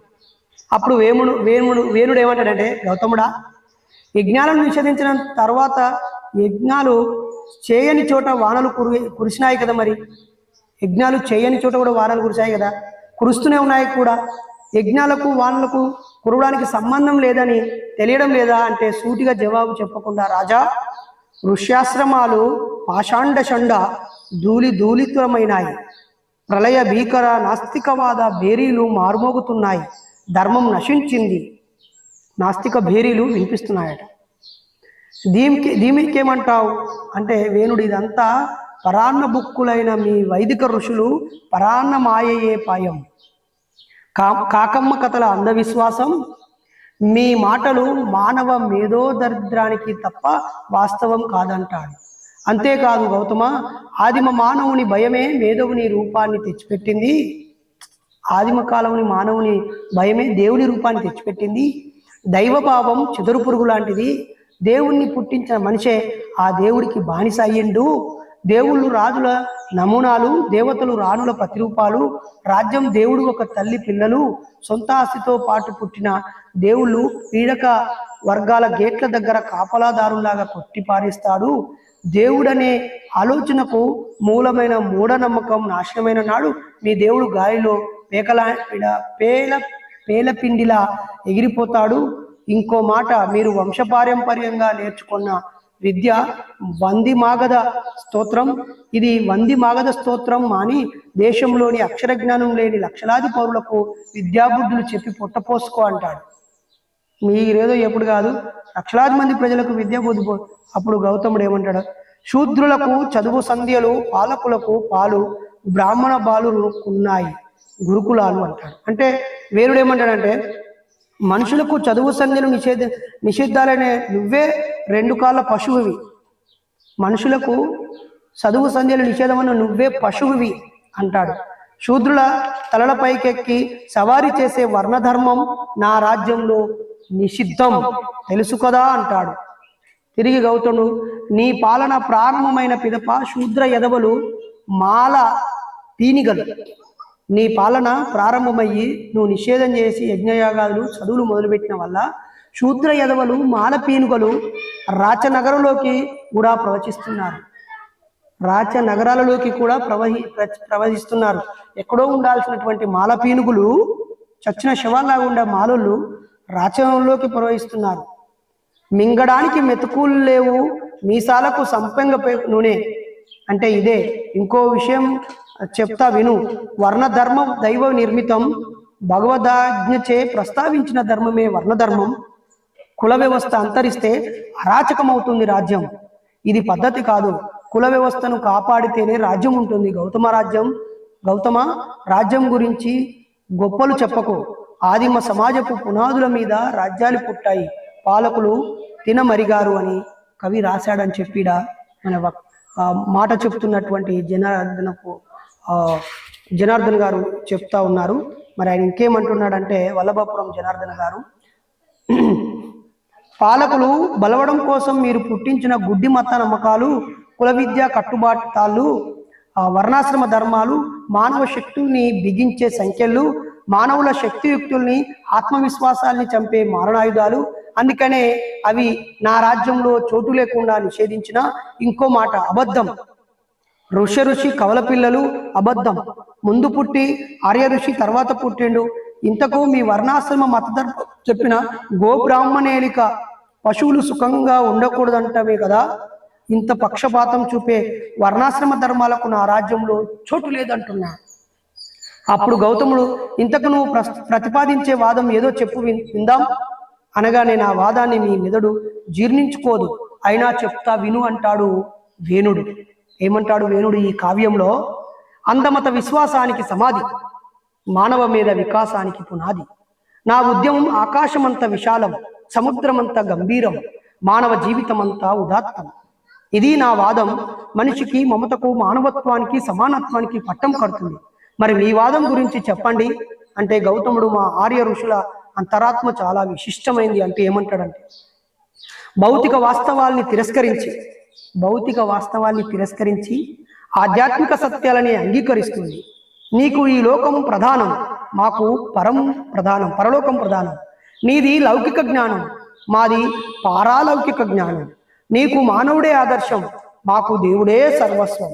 మీ ఆదర్శం అబద్ధాల మేడ, నాది మనిషిని మహనీయునిగా నిలబెట్టే వెలుగు అని చెప్తున్నాడు వేణుడు. మళ్ళీ తరతరాలుగా నిర్మించిన ధర్మం ఉరిత్తాళ్ళు, భయోత్పాత జోళ్ళు, కుల ధర్మాల పేరిట సృష్టించిన బొమ్మ జేముళ్ళు. ఇది మీ ఆదర్శం. మీ కుల మత విద్వేషాలు కట్టిన మట్టి గోడల సరిహద్దులను నా ఆదర్శం నాశనం చేస్తుందన్నాడు. పాతాళ గంగలా ఉనికి వస్తున్న నూతన సిద్ధాంతం ఆవిర్భావానికి భీతి చెబుతున్నా. అంటే గౌతముడు నాకు భయమా? ఆర్ష ధర్మ భగవత్ప్రతిపాదితం మార్చడానికి నీకెవడిచ్చాడు హక్కు అంటాడు. ఈ ఆర్ష ధర్మ భగవత్ప్రతిపాదితం మార్చడానికి నీకెవడిచ్చాడు హక్కు?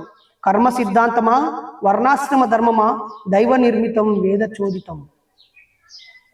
ఇవి రెండు వేద చోదితం. రాజా, నీ రాజ్యంలో వర్ణాశ్రమ ధర్మాన్ని నిషేధించిన, దైవ నిర్మితమైన వర్ణాశ్రమ ధర్మాన్ని నిలబెట్టడానికి అవసరమైతే బ్రాహ్మణుడు ఇదం బ్రహ్మహం, ఇద క్షాత్రంగా క్షత్రియ ధర్మాన్ని నడిపిస్తుంది అంటాడు.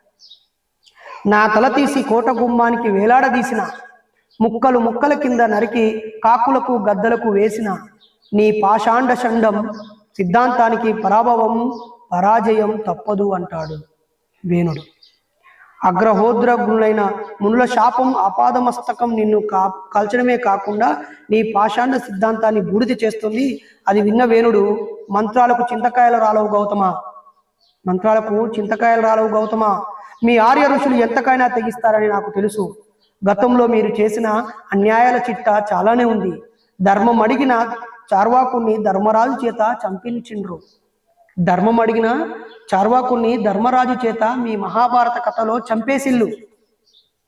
మేధో శక్తితో మిమ్మల్ని ముంచిపోతాడనే ఈర్ష్యతో శ్రీరాముని చేత శంభుకుని చంపించిండ్రు. నిజాలు చెప్పిన లోకాయుతుల గ్రంథాలను బూడిద కుప్పలుగా చేసిండ్రు. నిజాలు చెప్పిన లోకాయుతుల గ్రంథాలని బూడిద కుప్పలుగా చేసిండ్రు. మీరు గొంతు చించుకొని పొగుడుతున్న రామరాజ్యం ఘనత ఇదే కదా. ఇవి మచ్చుకు మాత్రమే.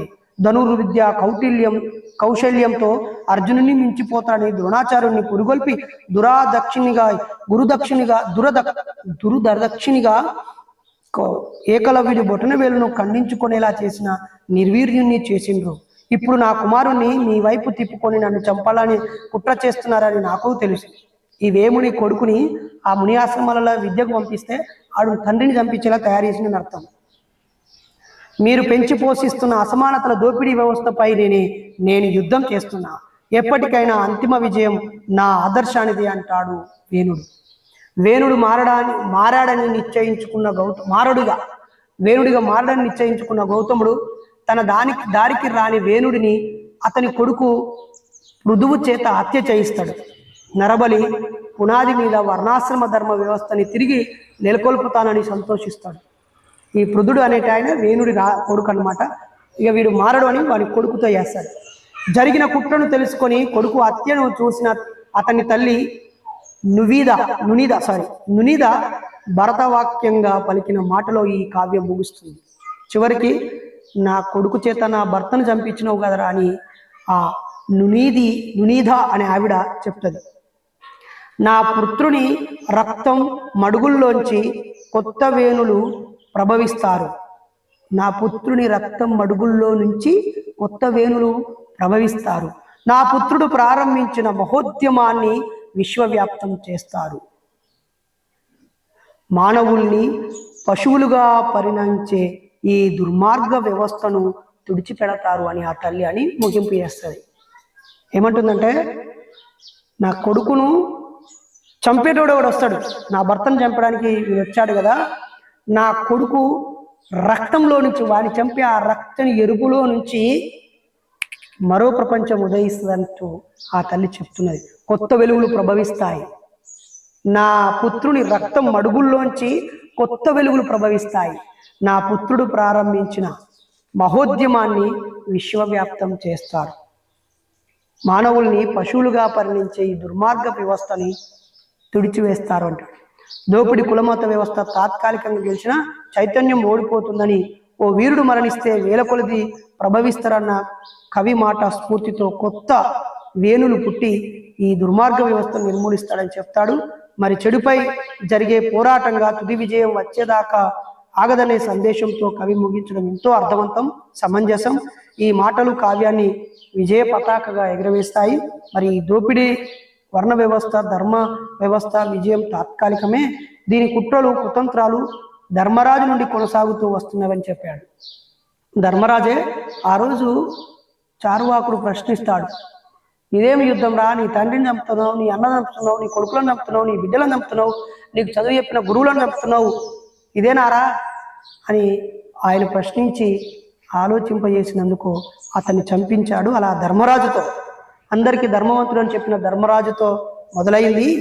అసమానతలను అబద్ధాలను సత్యాలుగా చెప్పడం, సత్యాలను ధర్మ సంస్థాపనగా కీర్తించడం, అందులో భాగంగా నిలదీసి ఎదురు తిరిగిన చార్వాకులు లోకాయుతులు హత్య చేయబడడం, హేతువాదులను చంపడం కొనసాగింది అని చెప్తాడు. ఈ పుస్తకం రాసిన 50 ఏళ్ళ ఈ క్రమంలో కూడా మనం కొంతమందిని చూడొచ్చు. నరేంద్ర దబోల్కర్ గారిని, గౌరీ లంకేష్ గారిని, ఎంఎం కల్బుర్గి గారిని కూడా మనము చూడవచ్చు. మిత్రులారా, రాజ్యాలు పోయి రాజరికాలు పోయి ప్రజాస్వామ్యం వచ్చిన ధర్మరాజు శ్రీరామచంద్రుల వారసత్వంలో మతం పునాదుల మీద నిలబడ్డ దోపిడీ వ్యవస్థ ప్రతినిధులు వర్ణకుల మూఢనమ్మక మతం వ్యవస్థపై పోరాడుతున్న నరేంద్ర దబోల్కర్ లాంటి వారిని ఇప్పటికీ హత్య చేస్తూనే ఉన్నారని చెప్తున్నాడు. విజ్ఞాన శాస్త్రం 1000 రేకులుగా వికసించి సాంకేతిక ప్రగతి విశ్వరూపంతో మానవులోని వివేకతను మేల్కొల్పుతూనే ఉన్నా, మరోవైపు శాస్త్రజ్ఞుల వేషంలో సైన్స్ ఆవిష్కరణలకు బొట్టు పెట్టి పూజలు చేసి ప్రారంభిస్తున్న సైన్స్ పండితుల జనాభా పెరుగుతూనే ఉంది. సైంటిస్టులుగా మారిన వాళ్ళలో ఉన్న అజ్ఞానాన్ని ప్రతిరూపం చేస్తూ ఉన్నారు. నాగరికత భిక్ష పెట్టిన విశిష్ట సంస్కృతి భారతీయ సంస్కృతి అంటున్న పాలకవర్గం వేల ఏళ్ల కిందటే ప్లాస్టిక్ సర్జరీ ఉందని, గణేశుడికి ఏనుగు తల అతికించడాన్ని, పుష్పక విమానాన్ని పేర్కొంటూ ఆనాడే విమానాలు ఉన్నాయని సైన్స్ కాంగ్రెస్కు మార్గనిర్దేశం చేస్తూ మత దురహంకారాన్ని వక్కాసు పుచ్చుకున్న మేడిపండు ప్రజాస్వామ్యం, పెరుమాల్ మురగల్ లాంటి సమాజాన్ని మేల్కొల్పే రచనలు చేస్తున్న రచయితలపై చేస్తున్న దాడులను మనం చూడవచ్చు. కాబట్టి ఈ తరుణంలో మనుషుల మెదళ్లకు పట్టిన తుప్పును వదిలించడమే అని చెప్పాడు. చేవ, దమ్ము, ధైర్యం ఉన్న ఈ నరబలి అనే కావ్యము చాలా శక్తివంతమైందని, దీన్ని మళ్ళీ ముద్రించడం సంతోషించదగ్గ విషయమని, ఆ కర్తవ్యాన్ని నెరవేరుస్తున్న ప్రచురణకర్తలకి సివి గారికి కృతజ్ఞతలు చెబుతూ మనకి ముందు మాట రాసినటువంటి వ్యక్తి చక్కటి ప్రస్తావన చేసి పుస్తకంలోకి మనల్ని ప్రవేశింపజేశాడు. ఆయనకి మనము ధన్యవాదాలు తెలియజేద్దాం. మిత్రులారా, వల్లభాపురం జనార్దన్ గారికి ధన్యవాదాలు తెలియజేస్తూ, మరి రచయిత మాట ఆయన 71 పేజీలు రాశాడు ఈ పుస్తకానికి, ఆయన మాట. మరి ఈ కావ్యంలో ఆయన మాటని తెలుసుకుందాం మరో ఎపిసోడ్లో. మరి ఈ ఎపిసోడ్లో అక్షరాలన్నీ ముద్రించబడ్డవే. అవకాశం ఉంటే ఈ పుస్తకాన్ని కొనుక్కోండి, ఎక్కడ దొరుకుతుందో వెతకండి. అందరూ ఈ ప్రజాశక్తికి ఈ పుస్తకం కావాలని మీరు మెసేజ్ పెడితే వీటిని ముద్రించే అవకాశం ఉంటుంది. ఒకవేళ ప్రజాశక్తి వారు వీటిని 1000 ప్రతులను ముద్రిస్తానంటే అందులో 500 ప్రతులని కొనడానికి నేను సిద్ధంగా ఉన్నానని ప్రకటిస్తూ thank you so much CV గారు. మీకు black salute, red salute, blue salute. మతమౌఢ్యంలో కొట్టుకుపోతున్న మా సోదరులందరినీ నీ అక్షర ఆయుధంతో చీల్చి చెండాడి విజ్ఞాన దివిటిని వెలిగించడానికి నీ అక్షరాలు ఉపయోగపడతాయని ఆశిస్తూ, అమ్మ భారతమ్మ ఆరోగ్యం ఎలా ఉందో ఆమె ఆరోగ్యంగా ఉండాలని, ఈ పుస్తకం పూర్తిగా అయిపోయేలోపు ఆవిడతో ఫోన్లో కూడా మాట్లాడించే ప్రయత్నం చేస్తానని తెలియజేస్తూ, స్టే విత్ us, సెకండ్ ఎపిసోడ్కి సిద్ధంగా ఉండండి. Thank you so much. ఇంతసేపు స్కిప్ చేయకుండా చూసిన మీ అందరికీ ధన్యవాదాలు. ఎలా అనిపించిందో మీ కామెంట్గా రాయండి. ఎలాగో మత ఉన్మాదులో, తీవ్రవాదులో, దుర్మార్గులో మొత్తం చూడకుండానే వాటిని నన్ను తిడుతూ విమర్శిస్తూ కామెంట్ రాసేస్తాడు. మరి మీరు తప్పకుండా కామెంట్ రాయాలని, షేర్ చేయాలని, ఖాళీగా ఉన్నప్పుడు ఈ నరబలి ఎపిసోడ్లు అన్నీ మీరు చూడాలని, గతంలో నేను చేసిన వీడియోలను కూడా చూసి ఆదరిస్తారని ఆశిస్తూ, మాలాంటి ఆలోచనతో ఉన్న వారందరూ మీ పేరు, వయసు, వృత్తి, చిరునామాని నాకు పంపించి మాతో జత కావాలని కోరుతున్నాను. ఇట్లు మీ సోదరుడు డాక్టర్ భైరి నరేష్.